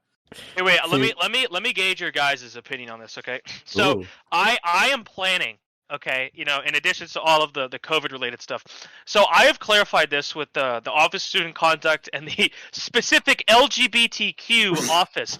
And What? Penn State has a gender-neutral bathroom policy, which means that Yes, you that's can true. use. I Yeah, saw so that. so what I was thinking of doing, okay? Oh, you're is gonna go start- to the girls' room, are you? Yeah, straight the fuck up, man. So I'm gonna get a bunch of people. You know, I'm gonna tell them starting this day, I want every dude to use the girls' bathrooms. I want every dude that goes to the gym to change in the women's locker rooms because dude, you guys think I'm full of shit? I'm No, not that's- joking. that's great. Like, I'm straight. So I'm genuinely thinking of doing that, and I would like to hear what your thoughts are on that. You wanna know what my thoughts are? That's Date and funny. time. Tell me, I'll be there. Dope. That's dope. Are- Because I mean, the Same. thing is that it's obviously absurd, but people aren't gonna do anything about it until they're like, Yes. wait, what the fuck? This is like Yes. crazy, right? They're like, yeah, we support trans rights, and then the second I walk in, with my big fat cock out on the table, that's when people are gonna change their minds and be like, wait a second, this is actually low key kind of weird. It's like, so it's just total garbage.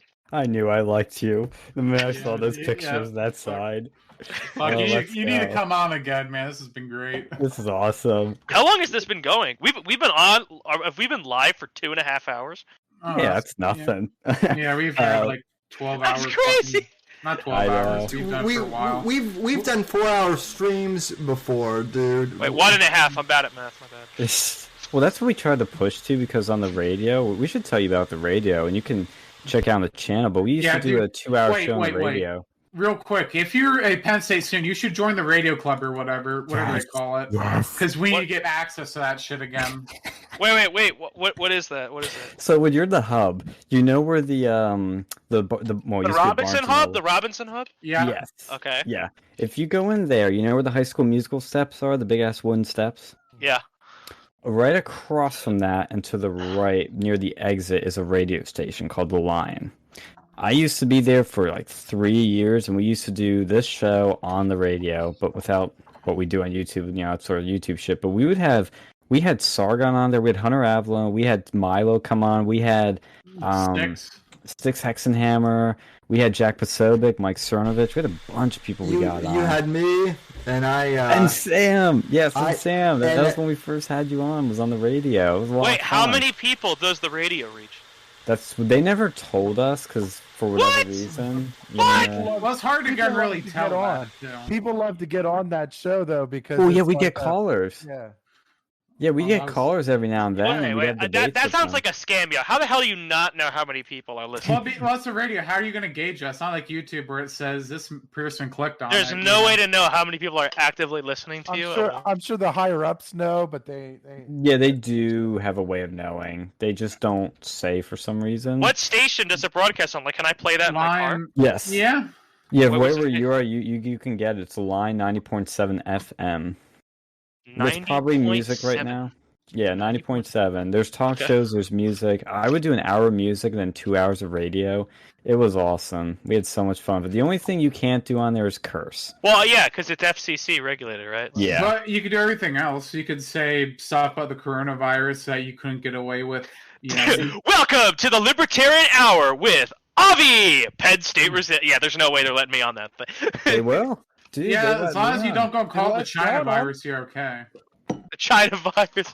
Yeah, we had a person. person that we knew who got banned from Penn State. Well, I think there's other reasons too, because she was a little Crazy. bit out there. Yeah, like legitimate schizophrenia, I think. Wait, you got terminated from the university? Well, she wasn't paid. She just came on the radio like once, and she was told that she could not like come there again because she called the coronavirus the Chinese virus. But it is the Chinese virus. I know. They said it was like hate speech or something. I don't know. Well, wait a I- second. I- It's a public campus. There's no such thing as a hate speech rule. Oh, they have it. That's They not have legal. free speech zones too. Not at Penn Yep. State. No, they're not fucking free speech zones Yep. here. They call them areas of expressive activity. I've never seen these zones. Where the hell are these zones? They exist, but I don't think they're really that much enforced anymore. I was gonna say Yeah. totally unconstitutional. Yeah, I mean, Penn State, I'll tell you this. This is, as somebody who's pretty right wing, I will tell you they aren't that bad. Like, the professors and the people can be your typical kooky leftist, but the actual administration, they will condemn stuff. They will do the diversity bullshit talks and blah, They blah, won't blah. silence you. They're They'll usually try. pretty good. The professors, they could. I've had ones that took points off an assignment because I criticized the women's march because I basically just said it was bad optics. I wasn't even saying anything more than that. So you'll get that, but as long as you can back yourself up and defend yourself, Professors you'll can't be take fine. points. Shouldn't be able to, but They they should. shouldn't, but they do. Did you And that's complain? why I say, Did you complain? I don't remember actually. If I would have did. complained. I would have been like, "Fuck that! You can't take points off for that." They Well, should, you know, it's They- if you're in school at that time, it's difficult. If you're Yeah. paying, Well, you just need to be smart about things. It's like if you go up, and I know this is obvious, but like if you go up to the front of the room and for like a class assignment, you start saying the N-word, like obviously that's not going to fly well. But if you go up to the front of the room and you say like, yeah, I think Trump's the greatest president ever, and here's why, you could actually be fine for the most part. Because as long as you back it up and you don't sound crazy, you can get away with things, and they have less of ways to screw you. Like, but even for our speaking events, we did a pretty controversial one, got a lot of heat, and I'm gonna be doing another one soon. And there's not a lot they can do to stop it. And as long as you cross your T's, dot your I's, and you don't do anything stupid, you're gonna be basically fine. Got you. Yeah, so that's just my advice. Well, Like with the radio too, you will be fine. But if they find one thing to get you on that technically breaks the rules, they will get you for it, sort of thing. well, and the other thing is just in college in general, because even here in Florida, like if you like criticize global warming or something like I did freshman year, the professors will come down on you and like, you know, dock points and whatnot, which is fucking retarded, but it is what it is. It is what it is. So I wouldn't stand for that shit. That's ridiculous. Luckily, I'm a business major, so all of the professors except Richards is not woke. They just teach their subject material and don't convey political ideology. here's one word of but advice Avi- too: be very careful what you put on GroupMe or any sort of chat apps over there. Yes. But Avi, Why? That shit, they will save it. It bites someone in the ass every semester since I've left. Well, Whether it be a basically, frat or a club. basically the problem becomes you don't know everybody in the group me, and especially political ones, left-wing people will infiltrate it and then leak it and try to make people look bad. Just honestly, the easiest thing you can do is be careful what you say and change your name in the group me. Don't be your full real name. Well, Just let me change tell you guys something. what happened. Okay, you guys are gonna probably laugh at this. So I was added to a Microsoft Teams chat for our floor in my dorms, and I asked if they're gonna enforce the. This was before we moved in. This was like the preliminary stuff. So I asked before we moved in, are they gonna enforce the mask mandate? And the RA was like, yeah. And then I started saying like, dude, you're just as bad as the fucking Nuremberg trials, right? You're just following Nuremberg.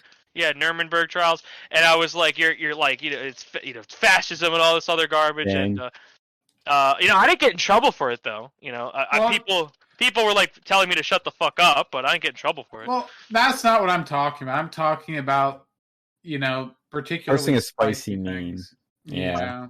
Oh, somebody posted a meme in response to what I said. It said, "I have the world's largest satellite dish, and I'm still trying to find out who the fuck asked." So that was a good one. Okay. Yeah, that's one of the that's the ones that you'll be fine with. Well- But like if you post a really spicy meme, like with like a Holocaust joke, Or you like say you're going to push someone off a bridge.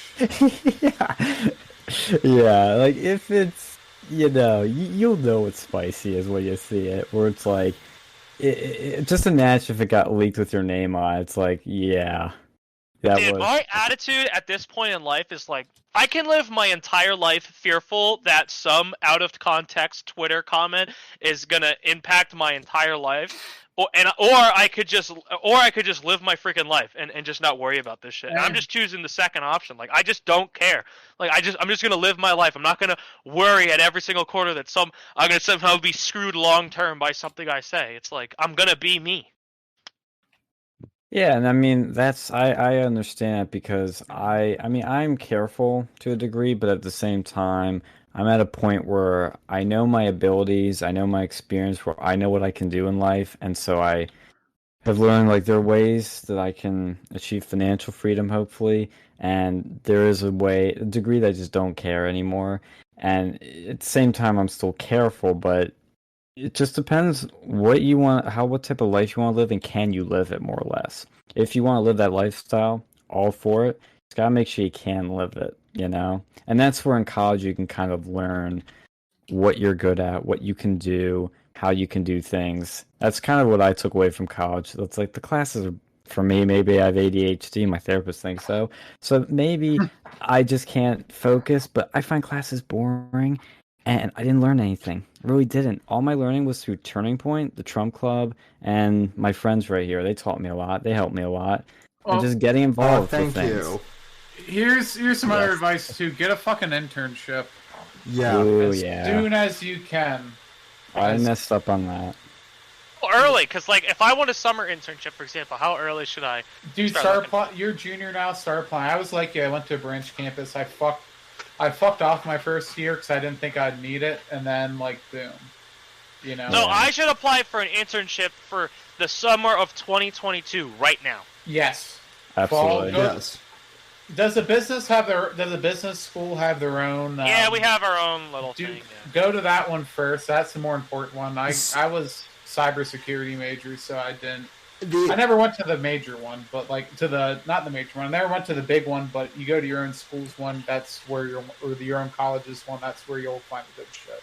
And I'm not sure about your college, but like my college, I'm a communications major, but like my college actually required an internship for my degree program junior year. So that's another thing to keep in mind too. Is some of these programs require you to take an internship. Well, even if it doesn't, you should get it because. Oh yeah. I was lucky, man. Like I got my internship technically the summer of my senior year. I need one to graduate too, so I technically didn't graduate until after that summer session. But when I did take that internship, like that's where I got my job from. It makes it so much easier. Well, there are two things too. Like one, I'm communications like Sam, and I think we're both marketing. I'm technically advertising, the same difference. And yes, I'm technically not. I didn't need an internship to graduate, but I need an internship to get a job. I'm technically in an internship right now, but it's like a job, but kind of not. It's a weird gray area, but I learned the biggest, most annoying thing that still pisses me off to this day was when I go to the guidance counselor and I try to get shit, I'd be like, all right, it's my junior year, it's my senior year, whatever it is, I need an internship. I need it now so that once I'm out of college or a few months after, I can get a job. And they were like, okay, do you have 3 years of advertising experience? I'm like, no. He's like, well, you need experience to get an internship. I'm like, how can I get an internship if I don't have experience? The internship is supposed to give me that. And they're like, well, you need it because all these job applications say so. So that's the catch-22 that, and I don't know how it is with business, but I think it's probably consistent with a lot of fields. Any internship, any job is, they have this bullshit standard of you need experience to get experience. So you need to kind of find it in a weird way. Like what I did was, it's HR. a scam. It's fucking HR that does this, and that's where all these sociology degree majors tend to go to. So, you know, that's another reason sociology is a fucking fraud. Yeah. So what I did was I took things like Turning Point, which I just naturally fell into, and I framed as advertising because it kind of was marketing the whole time. And so I'd say like, well, I did tabling every week where I tried to sell our club to people. I made flyers to advertise events. I used Photoshop to make them and Illustrator. So like I was showing my skills, even though it wasn't something that's technically advertising, but I was showing my skills. So if you can get involved with something like that, that will help you a ton because, or else your resume is going to be blank pretty much, unless you have some other experiences. But you know, that's just something I can tell you that will really help because I hate being in the junior shoes and trying to find stuff, and then nobody wanted me because they said you need experience. I'm like, well, I'm a student. You know what I would say now? I'd say everyone's looking for a job. I mean, no, nobody's looking for a job. Everyone's looking to hire people, so you could either hire me or you don't have to. It's up to you. That's temporary. Who knows what'll happen by the time you graduate. If you want to make, if you want $150 paid to you for an interview and making $30 an hour at McDonald's, You can now. That won't last long, but you can, because they're desperate to hire people. And I'm actually honest, like I almost considered doing it because they were literally paying people just to do an interview with them. It was that bad. Low skill is in such short supply right now, but yeah, because of Biden and also idling. Trump's fault too. Not idling? Yeah, you were. Yeah. By the way, if you have a fucking PC, man, anytime. Fucking Yeah, we're Halo. gamers. Yeah, we're doing gamers. the Halo. Yeah. I recently upgraded my baby here, my PC, so we finally be able to get back into gaming. Because that's what, on the YouTube side of things, we're streaming our game. Gotcha. I got a laptop with me. It's pretty good. It's a Dell. I think it's like 16 gigs. It's got some good stuff on it. So I don't know. I mainly play Gary's mod. Oh, there you go. That's an oldie. I like RDMing on Dark RP servers. Have you played RuneScape? No. Oh, that's what Alex loves. That's his autism simulator. No, that's not even the worst one. It's like your city game. It's literally fucking spreadsheets. Now, we're even playing Halo on here. If you ever want to, I don't know if your computer can probably handle it. This is a fucking like 20-year-old game or something at this point, right? Yeah, but this is a Master Chief Collection, so it has like all the updated, the remastered maps that are. Oh, they're still not. They shouldn't be that bad. Yeah. I mean, but the laptop, so who knows? Oh, Jeff wants me to send you your Twitter. Sorry. Go for it. He'll unblock you. Go for it. Wait, that was probably trolling or something back then. I scrubbed my Twitter account after someone doxed me on there in the middle of a class. It was it was like a Penn State professor too. It's pretty fucked. Yeah. Well, oh, you mean Alex's? I'm like, wait, Jeff didn't block me, but that would've been funny. Well, no, someone doxed me on there. It was fucking weird. What the fuck's this guy doing? He just killed himself. But no, like, I don't know, man. I think someone gave me their Twitter. Someone gave me I guess sociology would have been our certain friend who tried to invite Richard Spencer to Penn State. Oh my god. Yeah, he gave me their, I think, sociology's Twitter profile, and they told me to go and fuck with it, so I did. So, it was probably deserved. Well, sorry, I was typing some. What was the context you think of why you got blocked? Because a certain person who invited Richard Spencer to Penn State gave me the Twitter handle to text it to go into class. And I was posting spicy memes, probably. Nice. So, you want to talk about Afghanistan, Sam? Let's talk about Afghanistan. Yeah, let's talk about that catastrophe. Did you guys... I know Sean saw my reaction stream on Thursday to Apex, and I did. Alex, real quick. I hate to interrupt, but Jeff just said, "Oh, LOL, I banned him because his fucking profile picture was a rainbow swastika." Was it? I stand behind that choice. I didn't even think I fucking swapped. I didn't even remember that. I don't either. But that's funny. I don't even remember doing that. I thought I had that fucking donkey as that or whatever for the longest time. I mean, I disavow, but that's funny. I don't even remember doing that. If I did, I was a fucking idiot. Yeah, so, the Afghanistan catastrophe, if nobody hasn't, listened to anybody say anything, you would know that, or wouldn't know, but we'll fill you in that basically the quote-unquote terrorists, we'll dive into that conspiracy next, but quote-unquote terrorists, ISIS-K, it's like a spin-off of ISIS. Special K? Yeah. They bombed and attacked the Kabul airport, killed not only a bunch of Afghans, but I forget what the number's up to now, but I think it was around 12 American service members. Mike, yes! Oh, I'm sorry.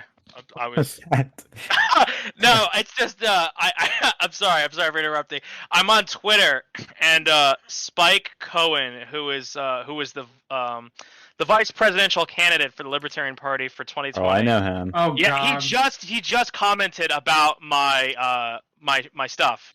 Whoa, there we So- go. I'm like a little hype right now. So You're girl famous now. I'm Yes. dude, Spike is such a dope guy. He's so awesome. He's just man. If him and I wasn't a huge fan of Joe Jorgensen. She was okay, my but bad. Oh boy. she wasn't. She just wasn't exciting. And Gary Johnson also was not very exciting. Dude, I've said this before. I think you guys should have, before John McAfee was whacked, you guys should have had him run, because at least he'd have name recognition and he would have been funny. Yes. That or Joe Exotic. Yes. Those would be unironically the highest chance you'd ever have of a libertarian getting elected to public office as the the problem. president. Listen, They got to do the smaller offices too. Well, Like, I meant like president. Yeah, you're right. They get those.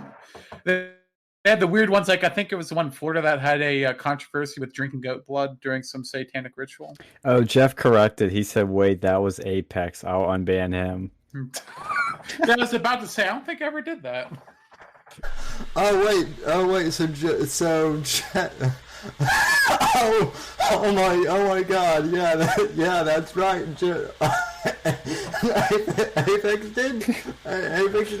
Apex did do the Nazi swastika for the entire month of June. So Oh, it's just Gay Pride Month. That's probably one of those like trolling things. It's a troll. Yeah, it's a troll. I was about to say, like, I mean, I didn't deny it. I said, well, it could have been me. But, It could have been. The FBI could have staged a false flag in Afghanistan, or the CIA, I mean. Jeff needs to meet Apex one of these days. I feel like. oh, Well, dude, I Apex fucking miss Apex, man. I want to talk to him again. He's awesome. he could confirm or deny the theory that God is a woman in LSD DMT land. Dude, he reminds me so much of a certain person I used to know. Me too. But Afghanistan, though, I know Phil's gonna have a lot to say. Oh yeah. Let's start running down people. Who wants to go first on what you think of Afghanistan? I'll take a stab at it. Go for it. So my view on Afghanistan is right. So people keep trying to like pit blame against Trump and Biden. It's really all Bush's fault, and Bush is just kind of just laying low, just hoping that nobody points the finger at him. But look, he's what got us there in the first place. That was a bad decision.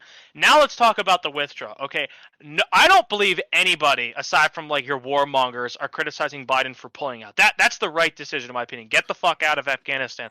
The problem is with how he did it. Right? Yep. He made this huge announcement and was like, okay, on this date, on this time, we're going to fight against the Taliban and we're going to get people out of the like he's given like the Taliban a heads up, right? If it was me in charge, if I was commander in chief, what I would do is I would send out an alert, whatever alert system we have, to everybody that's eligible for evacuation, and on the top it would say shut the fuck up, don't tell anybody, and it's like here's the plan on this date, on this time, be at this location, and if, essentially I would just tell the commander of the Air Force we're going to flood this airport with C-17s, and we're going to flood them with Marines to secure the perimeter of the airport so people just can't start like coming on. And I would say maybe in 12, 24 hours, get everyone who needs to get out the fuck out. That's all I'm going to say. Well, I think, like his whole reaction to that, he's not even talking. Like his personal reaction, he's like just not answering questions. It's even worse almost than his actual actions, his lack of actions. Well, did you see when he tried to answer press questions at the press conference? Well, and that's what I was going to bring up. The thing that Apex and I were both sitting there looking at was the fact that that Biden was like, and now I've been instructed to call on, and I'm like, It was so bad. and I'm like, Yeah, is he gonna call fucking Life Alert? He might need it. he should have, because man, that speech was bad. But yeah, here you have the fucking president of the United States. He can't even string a fucking sentence together these days. All jokes aside, with like politics and whatnot, I legitimately don't know how he's even fit to run the country. Yeah, they said that Trump wasn't fit to run. It's like, dude, have you ever seen this motherfucker over here? Yeah. This Biden guy, like he's fucking everything that they said about Trump. It's like even worse with Biden. Well, you know what this does, though? Like, and I'll dive into more of this later of what happened with Afghanistan, but everything that Biden does makes Trump look so much better and makes Trump look like everything he did was correct. Because it was. I mean, I knew at the time, but I remember we even got into a debate with people during our last Turning Point meeting during my time. Like, Phil and I kept defending Trump by doing the slow withdrawal because we were like, look, you can't just boom pull out like that. It's not that simple. You gotta move equipment. You gotta get the people out of there and then get the military out of there. But what did Biden do? He thought it was a good idea to bring all the guys with the guns out, all of our soldiers out, leave our people, and then get them. Well, here's the thing. And our equipment. So Trump, he didn't let nobody know, but he had True. I guess he had a kind of a drawdown date of like May 1st. But at the which to add context to was when the Taliban would not be at their strongest. Biden pulled out during the peak of their fighting season. Correct. Not only that, they respected Trump, not in a friendly way, but they knew that if they crossed paths with Trump would light their shit up. And he told them that. Biden told the lead Taliban guy that he spoke with, if you fuck with us, I know exactly where your hometown is. That's Trump. And that's going to be the first place to get bombed if you do anything. Chad. So I mean, really, what they did, they basically waited until Biden got elected, and then it was like, well, we know we can fucking. This is kind of what I felt. I felt like we'll be a little bit more daring because Biden ain't gonna do shit. He's probably not even the one pulling the strings anyway. Like, they know what's going on. I mean, they fucking trolled this dude with ice cream. I saw that. They know what's going on. It's not. They're clearly not stupid. But yeah, that's kind of what I think. It's like, so you spent so the Biden administration took longer to pull out and did a way more fuck up of a job. Like, it was just bad. And like you decided to pull the troops out first. No, you don't do that. You don't do that. You take out the Americans. You take out the Americans. You take out the Afghanis first. You destroy all the fucking equipment. Grab whatever you are able to fucking pull out, and then you take the military out last. That's with boomers, man. They don't have a fucking pullout game. Well, see, I will admit, like, when I saw last week all the shit going down with the Taliban retaking Afghanistan, like, I was upset. I was like, but I kind of was like, well, it is Biden, so I guess this shouldn't come as a big surprise. But when I saw what happened with them attacking the airport, and I heard it right from a guy who was on the ground on Bannon's show saying what was going down, and I was like, oh no, there's probably going to be American casualties. Probably going to have Americans coming out in stretchers. And sure enough, and honestly, like, I don't really get pissed off the news anymore. I get pissed off a lot of things. I just laugh at craziness, or I just go about my life. But this is one of the few times in a long time I genuinely was, like, getting angry, pissed off to the point where I had to turn off the news. I was like, I can't listen to this anymore. This is too much. Well, I mean, what did you, as somebody who has served there, Phil, what did you feel about this? It was anger, because all of this could have easily been avoided. Every bad fucking thing that happened could have easily been avoided. And you know, you got Joe Biden, he's on 60 Minutes, he's on fucking, and then he's talking about, no, I don't know if any of this could have been avoided. Yes, it could have absolutely been avoided. Absolutely. And he just really, I think it was just Biden. Biden wanted to draw down by X date. He didn't care. Mm-hmm. Like, he didn't give a shit about logistics. He didn't give a shit about anything else. He just wanted X to happen, and that was it. Like, he didn't give a shit about, and he made the decision unilaterally. This is the problem here. He made the decision unilaterally. He made the decision against generals' orders. He made the decision against his NATO allies' orders. Like Britain's fucking still pissed off at him. Like, this is, he wanted to do this thing where he was going to get all the credit, and surprise, it blew up in his fucking face. Now, here's the one devil's advocate viewpoint that I'm starting to lean towards. Do you think it was intentional to bring Afghanistan back into chaos? Yes, of course it was. It's the military-industrial complex. They want this. They like this. They have more money. That's what I think. mean, there's a couple of theories. There's a couple of theories you could look at. That is probably the one you guys are saying, the one that I'm kind of leaning toward, is probably the most popular. I mean, there's another theory that, maybe China might have pressured them into pulling out early, or pulling out, and tried to make them hurry to get out. Because you notice that the Russian and the Chinese embassies weren't fucked with at all, right? Nobody fucked with those. Yeah. And we all know that Biden has a very good relationship with the Chinese. Do you think they're going to start making moves on Taiwan? Of course, yeah. It's over. China's going to go for it. Highly likely, because China's going to go for it. Yeah, because they know that Biden is a pushover. Like no one in the world respects him anymore. It's just so weak. He fell asleep with the fucking Israeli prime minister today. Wait, what? Yo, he fell asleep talking to him. I didn't see that. Yo, he fell asleep. Fell asleep. Sitting in his chair, lumped over, nap time. Yeah. I wish Netanyahu was there as prime minister, because he would have bumped him and be like, "Hey, wake the fuck up." Sleepy Joe's trending on Twitter. Oh my god, this is how Trump is genius. He will give people a nickname that you go like, yeah, I'm kind of seeing that person, but they inevitably do exactly what their nickname shows them to do. Hillary Clinton falls over and gets chucked into a fucking van, and she's all literally crooked. Biden, Sleepy Joe, literally falls asleep. Like their nicknames become a self-fulfilling prophecy. It's amazing. My question is, because by the time that 2024 comes around, Trump's going to be the same age as Biden is now. Is he really, do you think Trump will still be there enough to do it in 2024? Absolutely. I actually think absolutely, unless something crazy happens. You said that Trump's going to run? You said Trump is going to run? Absolutely. I'm fairly sure.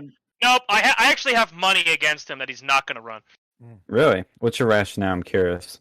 Look, here's the reality. So I know that you guys, that's right. We can't talk about election integrity. I believe that the majority of Americans cannot stand Trump's personality, and that played a big factor in him losing. Is the fact I could see it. So my attitude is that I believe that from a political standpoint, people like the fact that he was tough.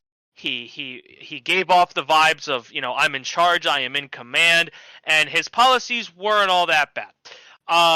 Unfortunately, I just believe that the personal aspect of him is not there, and he can't win again. And I feel like if he runs again, he will lose. He is better off endorsing somebody else and somebody else taking the reins of power.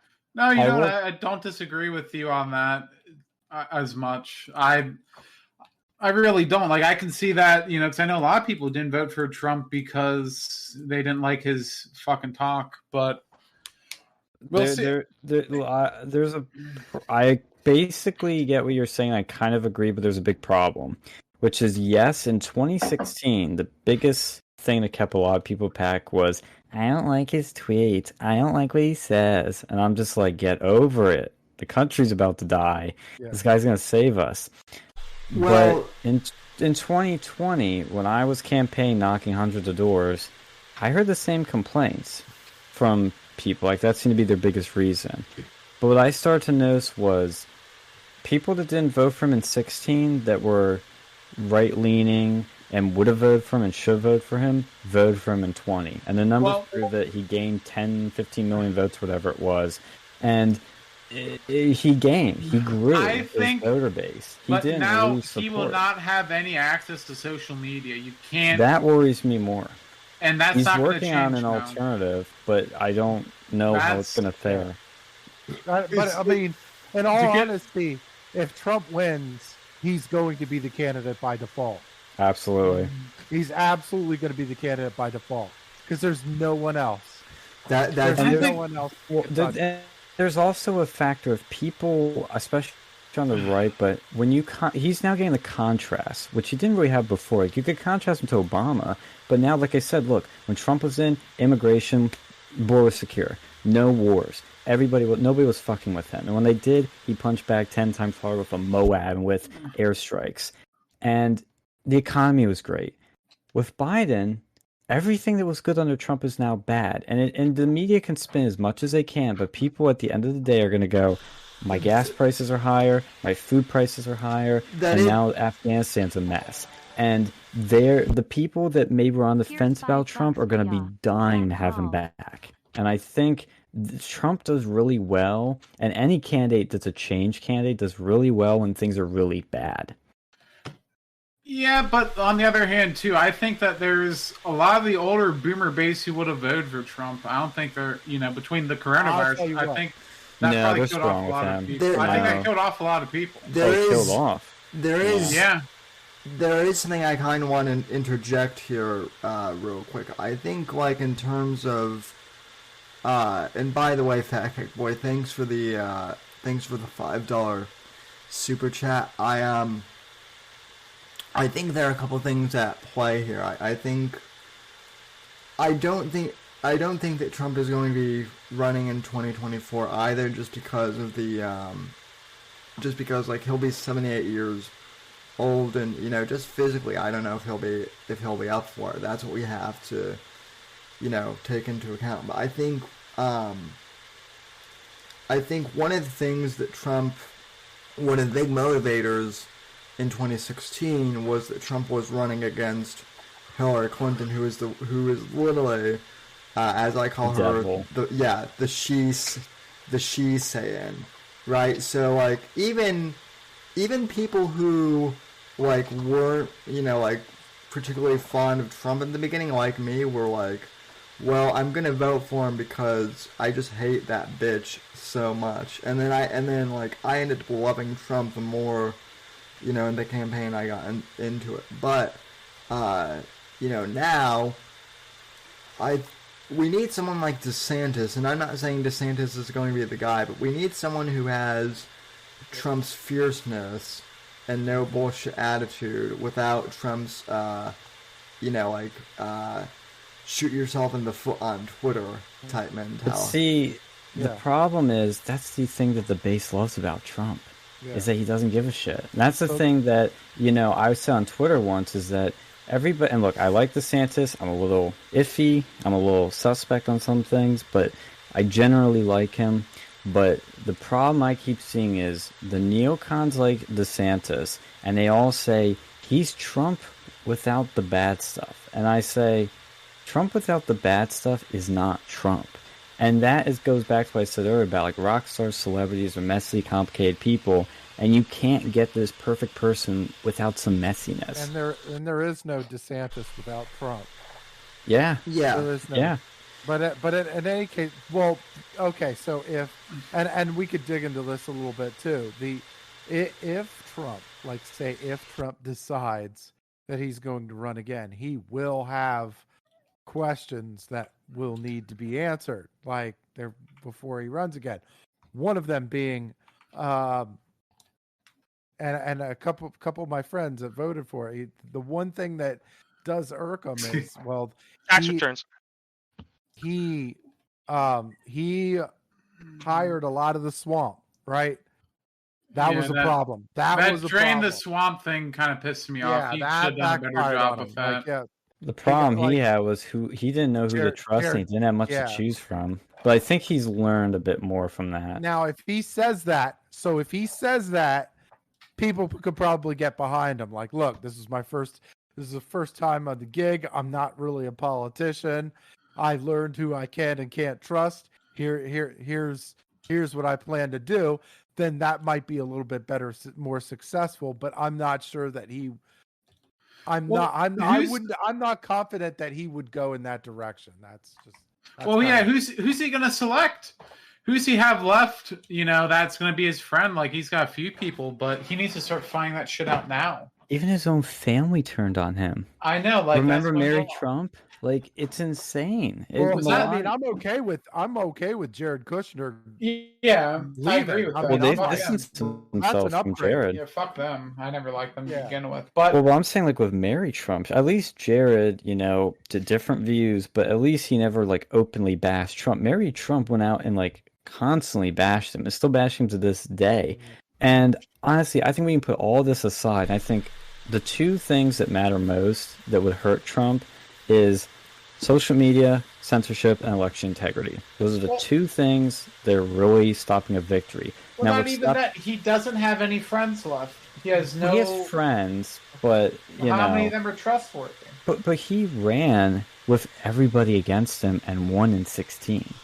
I know they were gonna repeat where he can't get any decent MAGA people. That's where we need to do stuff. We got people like Matt Gaetz and we got people like Marjorie Taylor Greene, but we need more people like that. I think that's a generational process. It's not going to happen overnight, but the midterms might help us get we're getting rid of Liz Cheney, we're getting rid of McConnell eventually, getting rid of some low hanging fruit, but you still got to keep doing this, and it's going to take some time, but it's slowly starting. The Trump revolution is going to take a long time.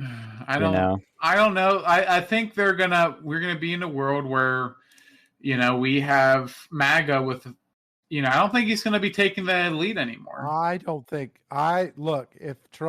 If Trump runs, he's going to be the candidate. Yeah. And when you look at the alternative, it's going to be either we're going to be stuck in a position.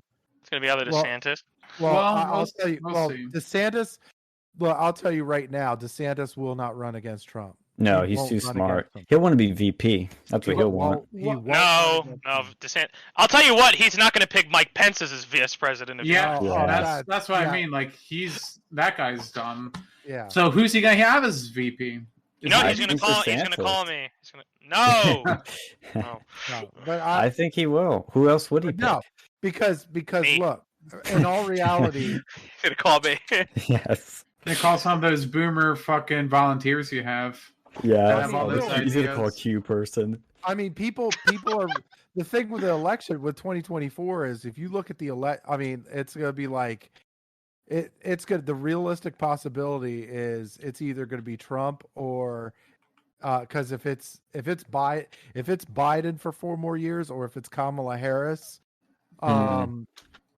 you're looking at maybe the end of America. Well, so I think Biden's gonna be one term. I think it's gonna be Kamala, which is like I don't know if it's gonna be. I don't think it's gonna be Kamala. I think they're gonna pick someone else. Yeah, I don't think they like Kamala. They don't like her, but I think she's making the moves to be. She's gonna try to be, but I don't think she's gonna win it. That's true. It cannot be Kamala because Kamala is hated by the Democrats more than Biden is. Like, this is about as far as the conversation could go without talking about election integrity. Yeah. Well, and the other thing too to consider, this is why I think Trump is dead. Well, I kind of thought Trump was running when I saw him losing weight, when I saw him keep doing these rallies and keeping involved. But there are two things that really got me. He's probably losing weight because he realizes he's not going to live much longer the size he is. No, he's making. There's a pattern. He's making all kinds of moves to ensure that he can and will run again. And the more definitive proof to me is two things. Number one, on Sean Hannity, he said, when asked, Trump said, "I've decided I'm running in 2024." Yeah. This is a guy who everybody around him will tell you when he decides on something, he's sticking with it. He's not changing his mind. And to say it this early and to be still doing political rallies and acting like you're running in 2024, yeah, he's running. And even Sean Spicer, who, didn't last too long, but they are still friends and cool with each other. He said, "Oh yeah, Trump's running." Oh yeah, found that. I think that's the other bad thing too. Like, he had a lot of decent people they just fucking fired at the flip of a hat. If he didn't fire him so quickly, maybe he would have had more friends in the end. I think a lot of that, I think people understand that a lot of that was going on was a lot of shady people that, again, going back to the swamp, right? because a Mm. lot of the swamp that he hired was making some of these decisions. Like you got Jared Kushner, you've got General Kelly, you've got like a lot of these people that were making these moves, and they weren't really in Trump's best interest. So if he can somehow relay to the masses that this is not gonna that I have fixed this swamp situation, and like then I think he'd be okay. But that will rear its ugly head. Guaranteed. If he runs again, that will be. Trump's gonna lose. He's gonna lose if he runs again. I could see it. I like It honestly. depends if like, election I like integrity Trump. isn't fixed. Well, so how's it gonna be fixed? It's not gonna be fucking fixed. No, it could be. get worse. It could be fixed enough. Well, How's it gonna be fixed under Biden?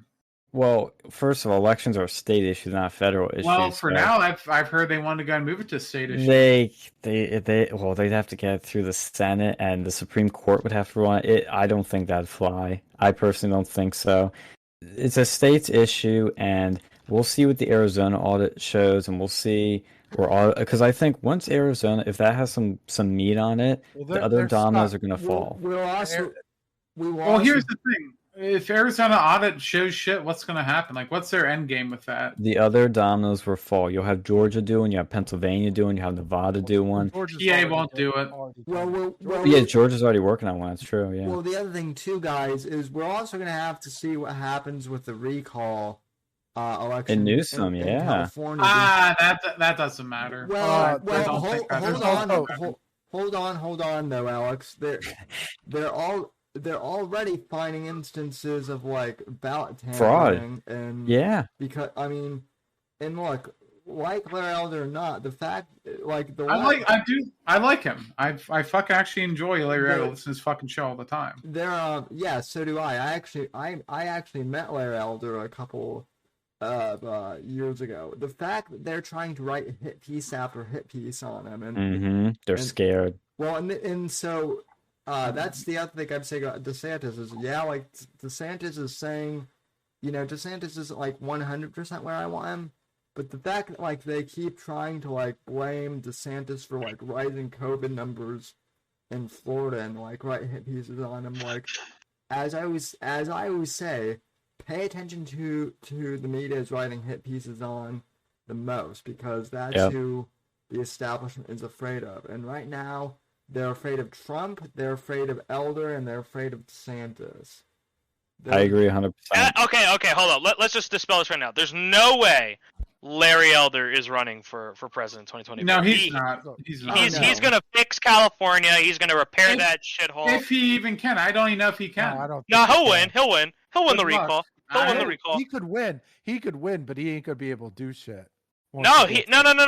Listen, just because the legislature isn't on his side, look, his platform is. I mean, he's running as a Republican, but he's really a libertarian. So he's just gonna say we're gonna stop enforcing all of these bullshit laws and things will just get better, right? Because he has that problem. California, that's not gonna happen. Like he's gonna basically be fucking veto. Like they're gonna override all his vetoes. He's just gonna be a figurehead to piss people off. And the problem is, because California is a super majority Democrat. So literally anything he tries to push or recommend or whatever is not going to happen. You know what? I think you're wrong, and let me tell you why I think you're wrong. If the margin of victory for Larry Elder is large enough, I believe that some of these state reps are going to take a real close look at the districts they serve in and say, holy fuck, my district voted for Larry Elder, my ass is on the line. So if I keep up with this progressive, liberal, democratic bullshit, Democrat bullshit, I'm going to lose my seat, So I feel like that they're not going to be as close-minded as you're making them out to be, because if they're... No, I think all the Republicans... I think all the Republicans in California probably left during COVID, and they're moving to California or moving to Texas now. Well, I mean, look, the possibility. So it while it might not matter from a legislative perspective, it could matter in that, like, if Larry Elder could become governor, it might flip a couple of seats from California red. Wasn't the with the new census too? I think California is gaining seats or losing them. I forget. thought they lost They, it. they lost it. They lost them. Yeah, I think so Texas consider gained that. some. Texas gained, I think, a few, didn't they? Texas They gained did. 2. Florida gained 1. PA probably lost some too. PA That's lost another 1. thing too. And then Yeah. and then you and here and I'll say for me, I think one of the biggest ones is going to be Pennsylvania. It is. Think about it. Tom Wolf is gone. Yep. He will not run again. If they get a good candidate, if they get a good governor candidate, that could change a whole lot of shit. Who are you leaning towards, yeah. Bartos or Parnell? Say it again. Who are you leaning towards for governor? If Mastriano was to run, I would fucking Oh, he's awesome. yeah. I think there was someone who called me on the phone about his ass. Well, They he's had, like, pushing a hard to get survey. the audit here, so it might have been about that. Yeah, he's the one that's spearheading the audit. They were asking a survey about what your thoughts on the candidates were. Like, I don't even Yeah. there was that guy and there was who was the other people? Well, it was about Bartos and Parnell too. Yeah, I think there was Parnell. It's like, they all Were did those that. guys going for Yeah. Senate?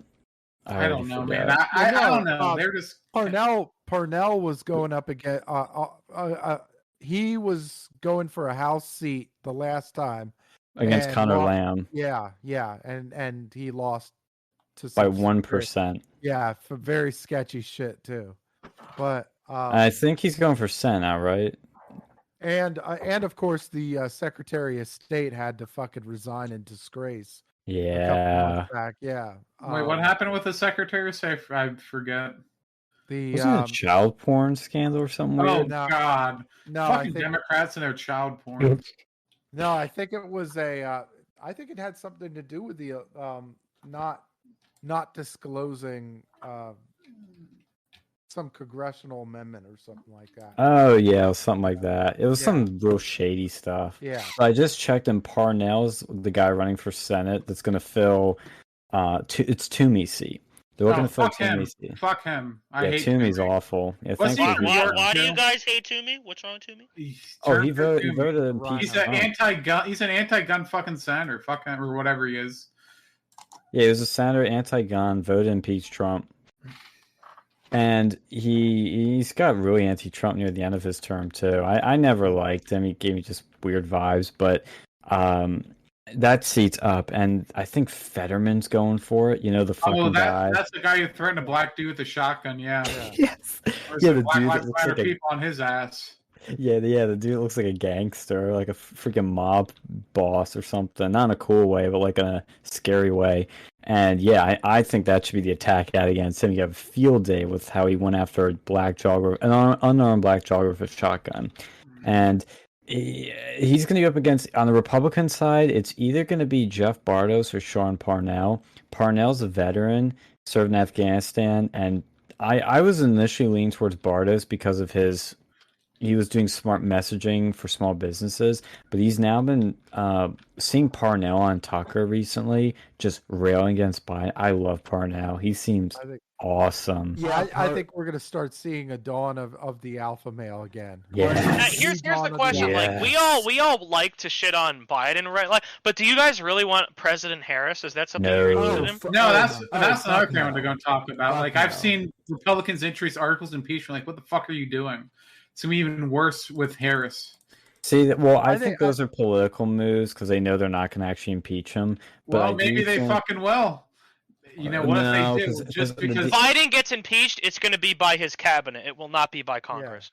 Maybe I the agree with Democrats see this as a way to get fucking Kamala in there. Well, I've heard from people that supposedly have sources that like Posobiec that the DNC hates Kamala, but she has worked her way into a lot of positions. She by has sleeping fucked with her way to people. the top. Yep. Yep. It's true. Yep.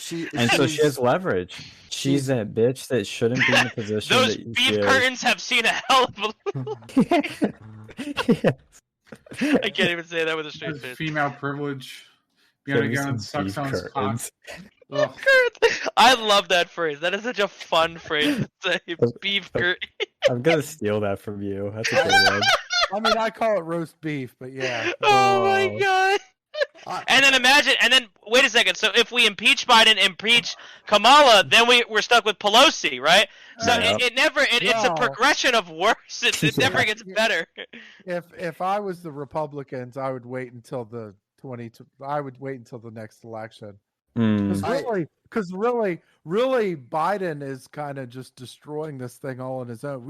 You really don't need to dig up dirt or do anything like that. All you just got to do is sit back, eat some popcorn, and watch the fucking show.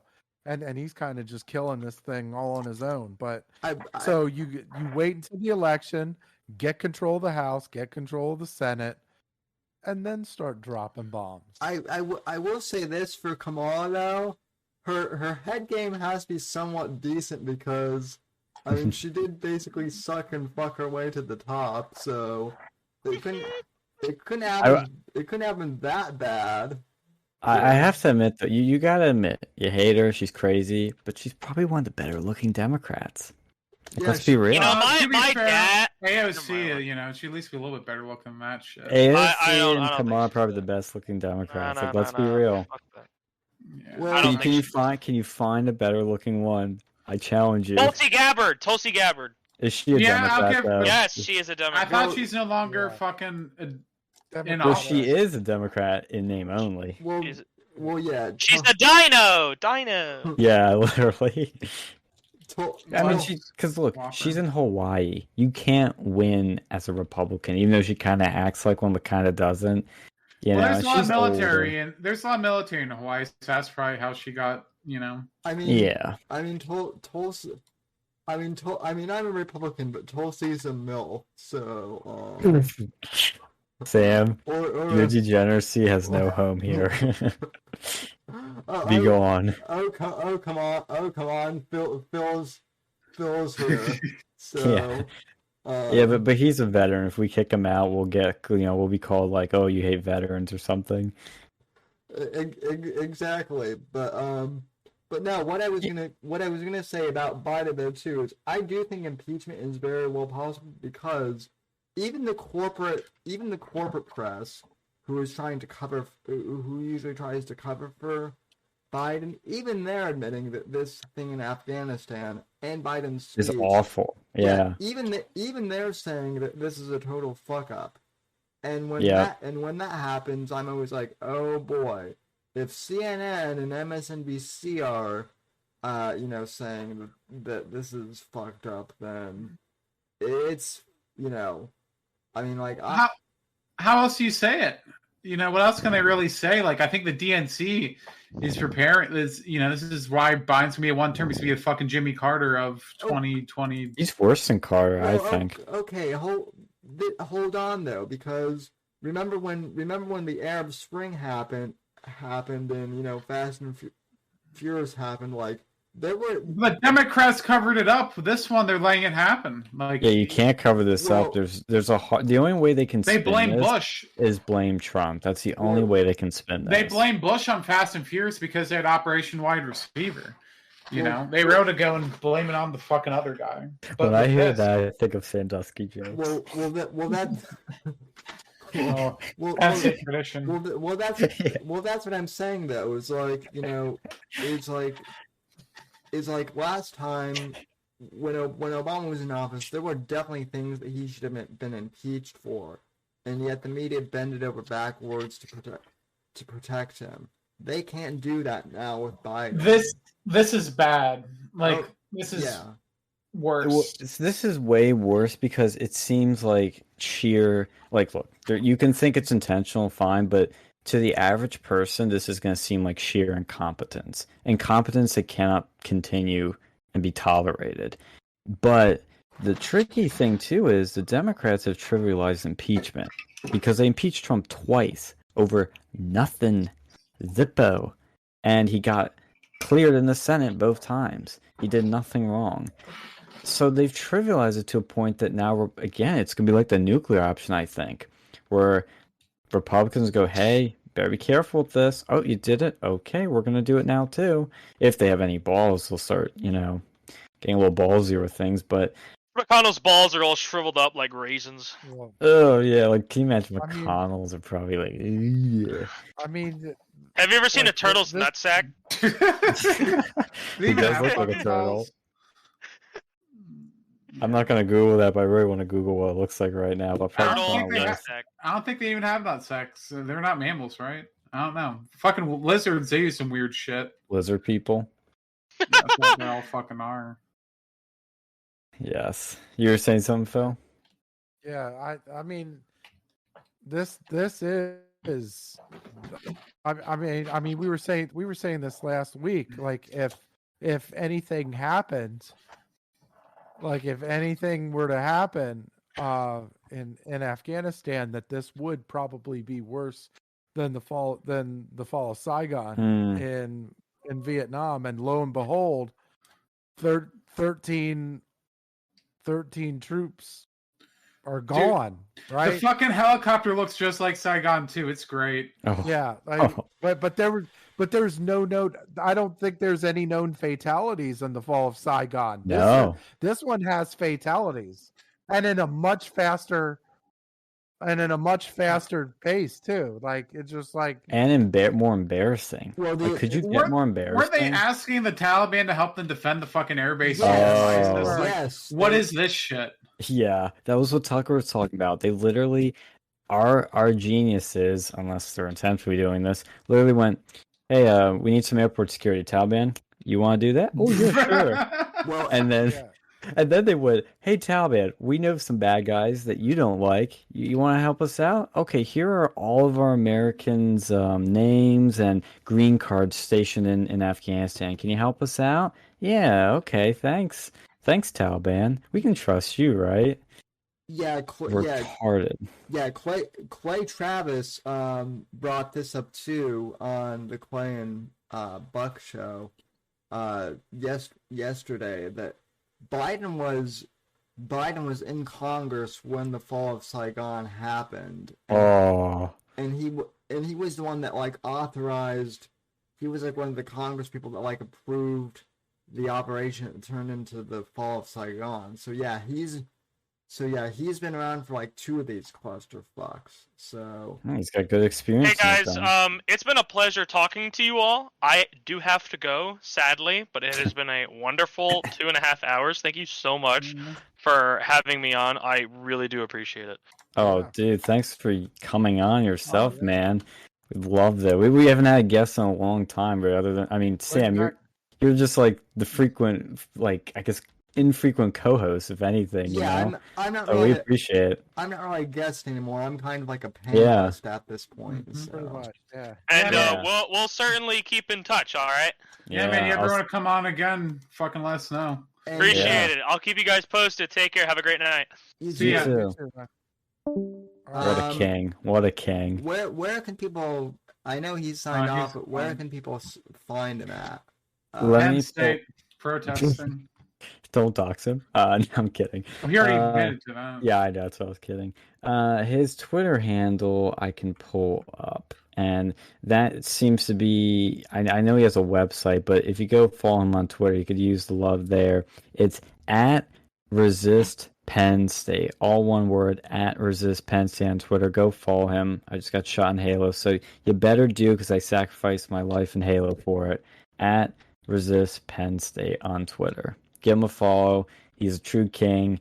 Soldiered through. Literally got punched in the face or clocked, like with an elbow in the face, and bled out for us. He gave his blood for us guys, and Antifa was there too. So give him a Yeah. follow. Yeah, and that's one of the reasons, folks, why I decided to simulcast tonight was because some of you guys did bring up the Penn State thing to me yesterday, so I figured that doing a simulcast on this would just be, interesting to do. So, but Yeah, man, when it fucking comes, it comes. You got fucking Jeff in here too, right? Yeah, that was Yeah. awesome. yeah, that We was finally got him on.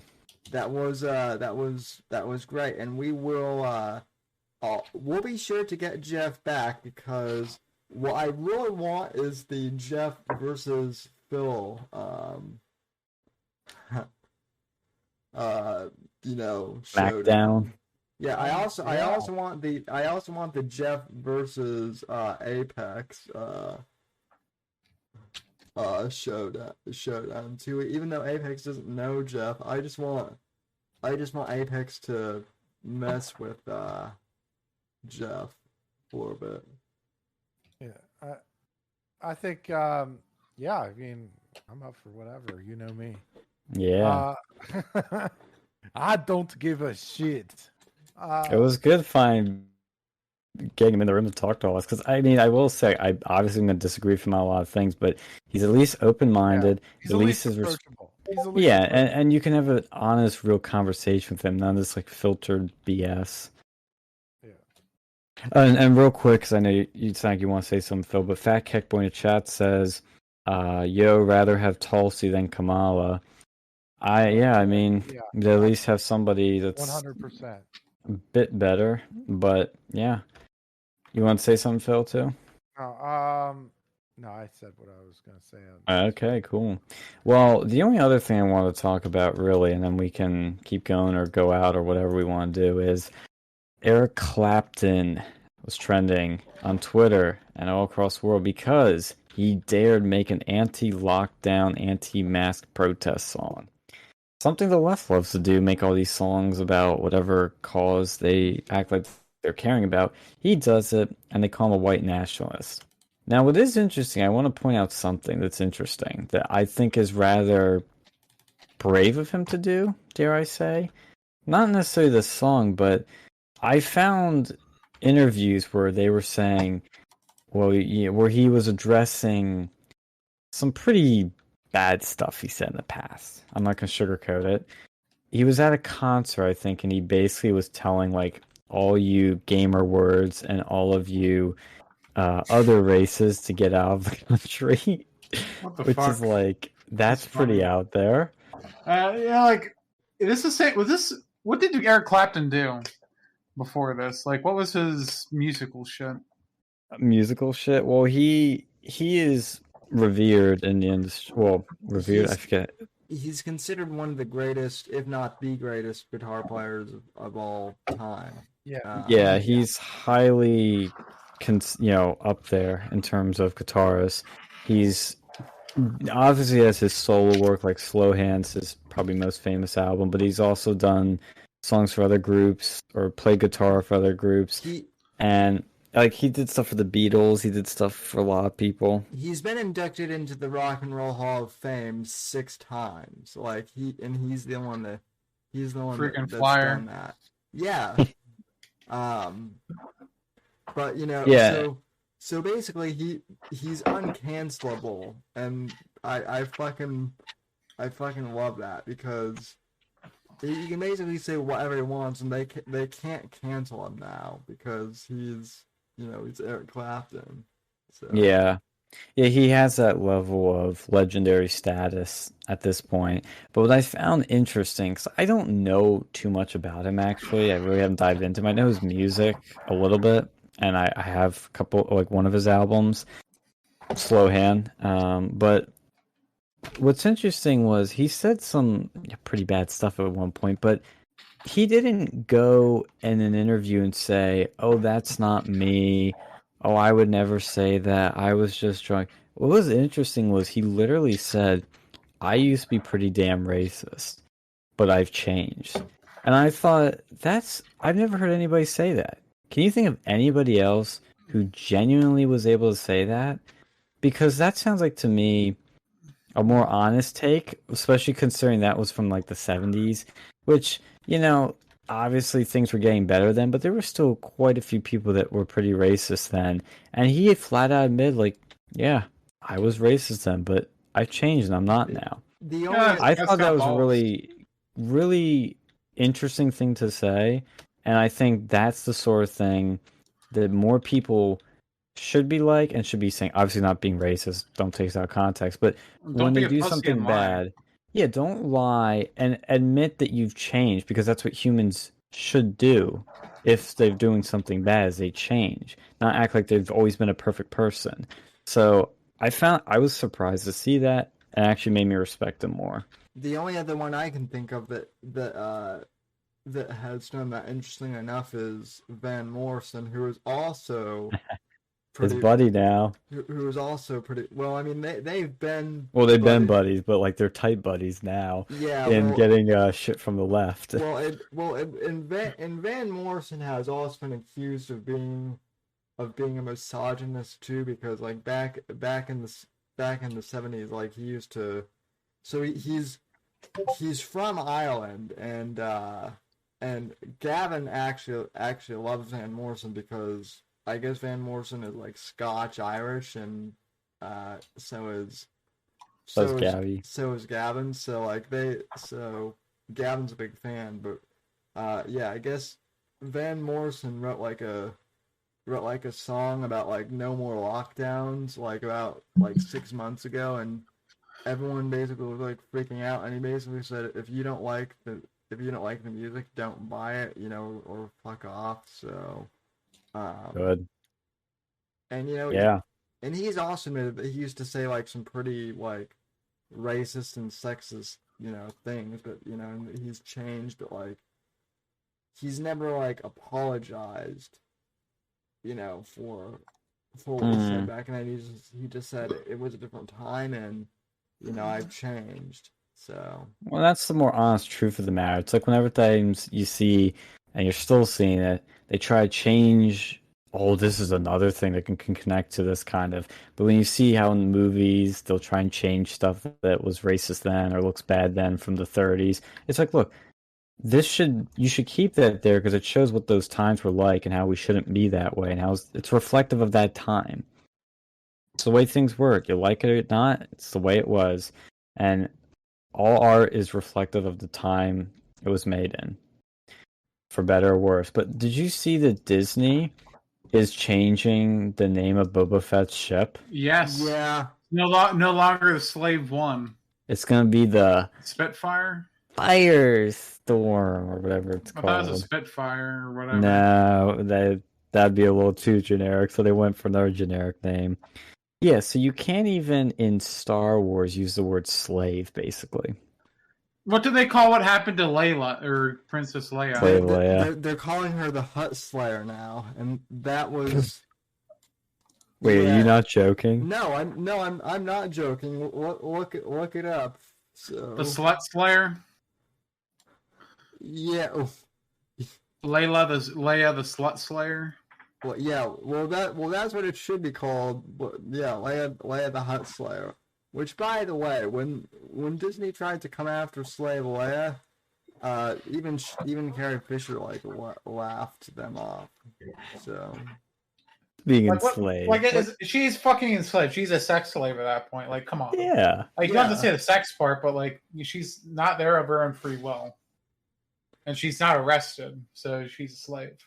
I guess I need to, the other thing too is with slave in Star Wars, it's never used in the context of black people. It's like usually they have Wookiees, but are they gonna just rewrite that whole history too? Because weren't they enslaved? Were they now like? There were so many different alien species in Star Wars that are enslaved. Well, and the point too is it's like they never like portrayed it as like a good thing either. It's never portrayed that way. Didn't the Mandalorian specifically like enslave fucking Wookiees and shit? Or like capture them? Weren't they like slave captors or something at some point? Yeah, like... Well, or the one guy, the lizard people did that shit. They like rip off their like hide and they use it to go and like make rugs and shit. Well, there's a whole Clone Wars episode of when Anakin and Ahsoka are dropped on this slave planet, and they have to I forget what they have to do, but they basically get enslaved and they get thrown to this like Hunger Games style death match, team death match. Battle Royale. Yeah, Battle Royale. They do doubles. Yeah, yeah, and it literally is like I don't like calling it a children's show, but it was on Cartoon Network. It is a children's show. submit it. It's Who cares? I mean, it's a children's show. It's a good children's show, but it's still a fucking Yes. kids show. yeah, well, yeah, exactly. Well, my point being is that it's like kids are watching it, and the message that's portraying is slavery bad. It's like it's just I would love to hear Disney's rationale for it, but I think they're trying to make Boba Fett this is my guess more marketable because they're making this new Boba Fett show and spin-off show, and they don't want the Slave Association to. But the joke is Boba Fett is not a good guy. He's a fucking mercenary, man, He's wasn't a he? bounty hunter. He's a bounty hunter. He's Well- just like that's his characters. He's this rough, mysterious, cutthroat, dangerous, notorious bounty hunter. He's like the most dangerous guy you could cross Well, isn't a Sith. So it's like he's not supposed to be nice and good. well, Disney. I mean, I'd like to hear Disney's rationale for a whole bunch of shit they've been doing, but that's bizarre. I mean, Disney doesn't care about like the actual fan base of Star Wars, and they haven't for years. No, So- they hate the fans. Like I- even their writers will shit on the fans. But it's gonna be called. I found the name Fire Spray. Fire spray sounds like what you do when you're pissing after you get chlamydia. Fire Spray sounds like the name of a local hot sauce company. There. Sounds like what happens after you eat Taco Bell. Yeah. Yeah, that's I my know. big fucking Chinese. The word for diarrhea is hot shit. It's accurate. Yeah. But it's just it's so cocked. I mean, I don't get it. The only thing I can see is that they're trying to market him better. But you have the Mandalorian. Do you really need a Boba Fett spinoff? Of course you do, because money. Well, they Dude, fuck Star Wars, man. Star Wars is gay. Whoa, no. Hold No. I'm done with Star Wars after Modern? the modern Star Wars. The older ones was Okay. good, but it's getting Okay. fucked. I can't trust it anymore. Well, All the new well- shit's worse. It's Well, see, bad. isn't this kind of except Mandalorian? But isn't this kind of Even going with the Mandalorian. lore? Now the Mandalorian, they fucked off like the one good chick in there. Yep, Gina Carano. Yep, after they fired Gina Carano, that was when I was done. Which by the way, all she said was that the left shouldn't be treating all Trump supporters as Nazis, and then lo and behold, January 6th happened, and she was kind of proven right. So Well, they were looking for a reason to get rid of her, and that was the one they used, and she even admits that. But yeah. what's annoying me is that you could argue The Last Jedi did fuck with the lore because now Palpatine, spoiler alert, is alive somehow. I forget I saw that movie because of how unmemorable it was. Yeah, I know it's pretty forgettable. But now they're fucking with the lore by changing Boba Fett's ship name. Like, when in Star Wars has a ship's name ever been changed? It's like changing the name of your daughter. It's like, Why don't hey, they change Gina, him the Death you're gonna Star to the something else whose death is offensive to people who died. Oh, be- Yeah, Alex, offensive for kids. Alex, you joke, but there's already a petition online to fucking change. Call Wait, it just Metal Planet or something.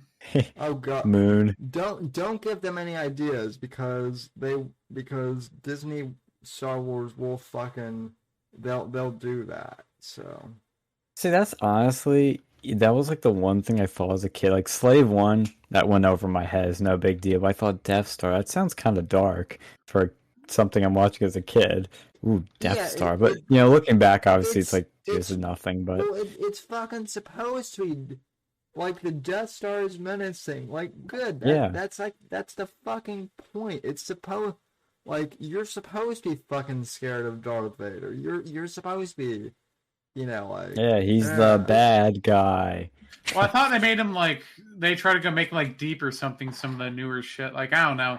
That's what I loved about the fucking Rogue One. Was it Rogue One? The one with the Darth Vader just fucking shit up. I haven't seen that Yeah. in a long time. Yeah, that was the best part of that movie, is that hallway scene. that was 'Cause you actually get to not- see I Vader like- actually be Vader. I like that fucking movie. Like, that was like probably the last Star Wars movie I actually enjoyed. Yeah, it's the best of the Disney ones, but even that, I don't think it was bad. I will say, no, it is good, but I think there's one big problem that's going to age it is that Moff Tarkin shit. Which I forget about. I mean, yeah, they CGI'd Peter Cushing's face onto. I don't even know if they did that. I think there wasn't even like a stand-in. They did that with Luke for the Mandalorian, but with Moff Tarkin, they just did a complete CGI recreation of him, and he's dead, so they literally brought him back to life was the way he looked like in the 70s. But I remember even in the theaters and looking back now, it does not hold up well. I mean, does it ruin the movie? Technically, no, but for some people, it's just going to be unnoticeable. It's what you might remember it for. And I enjoyed the movie, don't get me wrong, and I think it was in many ways well done. If they didn't do that, it would have been a lot better. Yeah.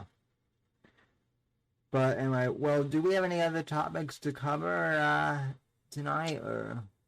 Not on my end. Do you guys want to say anything else? I can't think of really anything else. I think we had a pretty good stream. It was like, awesome. When it comes, it fucking flows, man. We had 2 guests on today. Yeah. Like, holy fuck. Yeah, and this was a good stream for both our channels. So, but. I loved it. Yeah, I'm gonna check the chat, see if anybody said anything else, and address it. But yeah, I had a great time. I loved it. That was one of our better streams in a while, if I do say so myself. I hope that guy comes back on again, man. He was pretty cool to talk to. Mm-hmm. We'll have to get the libertarianness out of him. But other than that, well, I love him. I even didn't mind Jeff because at least we had someone who's fucking like different. I don't mind having different viewpoints on here. No, I love it. Like, I like that, gives us something to fucking do. It's something to debate about. Yeah, like, contrary to popular belief, we hate echo chambers. Yep. All right, well, thank you guys for tuning in. Like, share, and subscribe to the channel if you want to hear more good shit like this on @VersaMedia on YouTube. Oh, well, it's not but type in VersaMedia and you'll find us. Find us on Twitter @VersaNewsMedia, but we rarely tweet. Just tweet out the show when it's coming up. So like, share, and subscribe to hear more cool shit like this. And then go over to Sam's shit, and I'll let him plug his shit so I don't mess up the handles. Yeah, yes, folks. Thank you for joining us on the Whitfield Report channel as well. Be sure to subscribe to the channel, to the audio podcast. Also, subscribe to the Whitfield Report on Odyssey, and I'm going to be. I've got the link for my Odyssey channel in the live chat right now. So, yeah, anyway, thank you guys for tuning in. From all of us here at NGC Studios, good night, God bless, God save this great nation, God, freedom, legacy in that order, and thanks to Warfist and Fat Kick Boy for donating tonight, and thanks to the entire chat. We'll see and you on follow Phil at PluffyPhil on Twitter. Yep. Phil is back, and sub to the Versa Boys. They deserve it. So, God bless, and good night, everyone. Good night, Kings. See ya. Dude, I forgot fucking Metacritic was streaming today. Holy shit. I haven't done that in a long time. Yeah, he had cancer.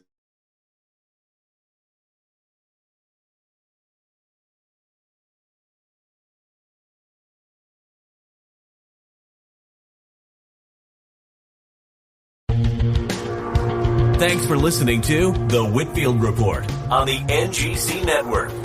Please visit Sam's website at www.thesamwhitfield.com and support Sam on Patreon at patreon.com/Whitfield Report.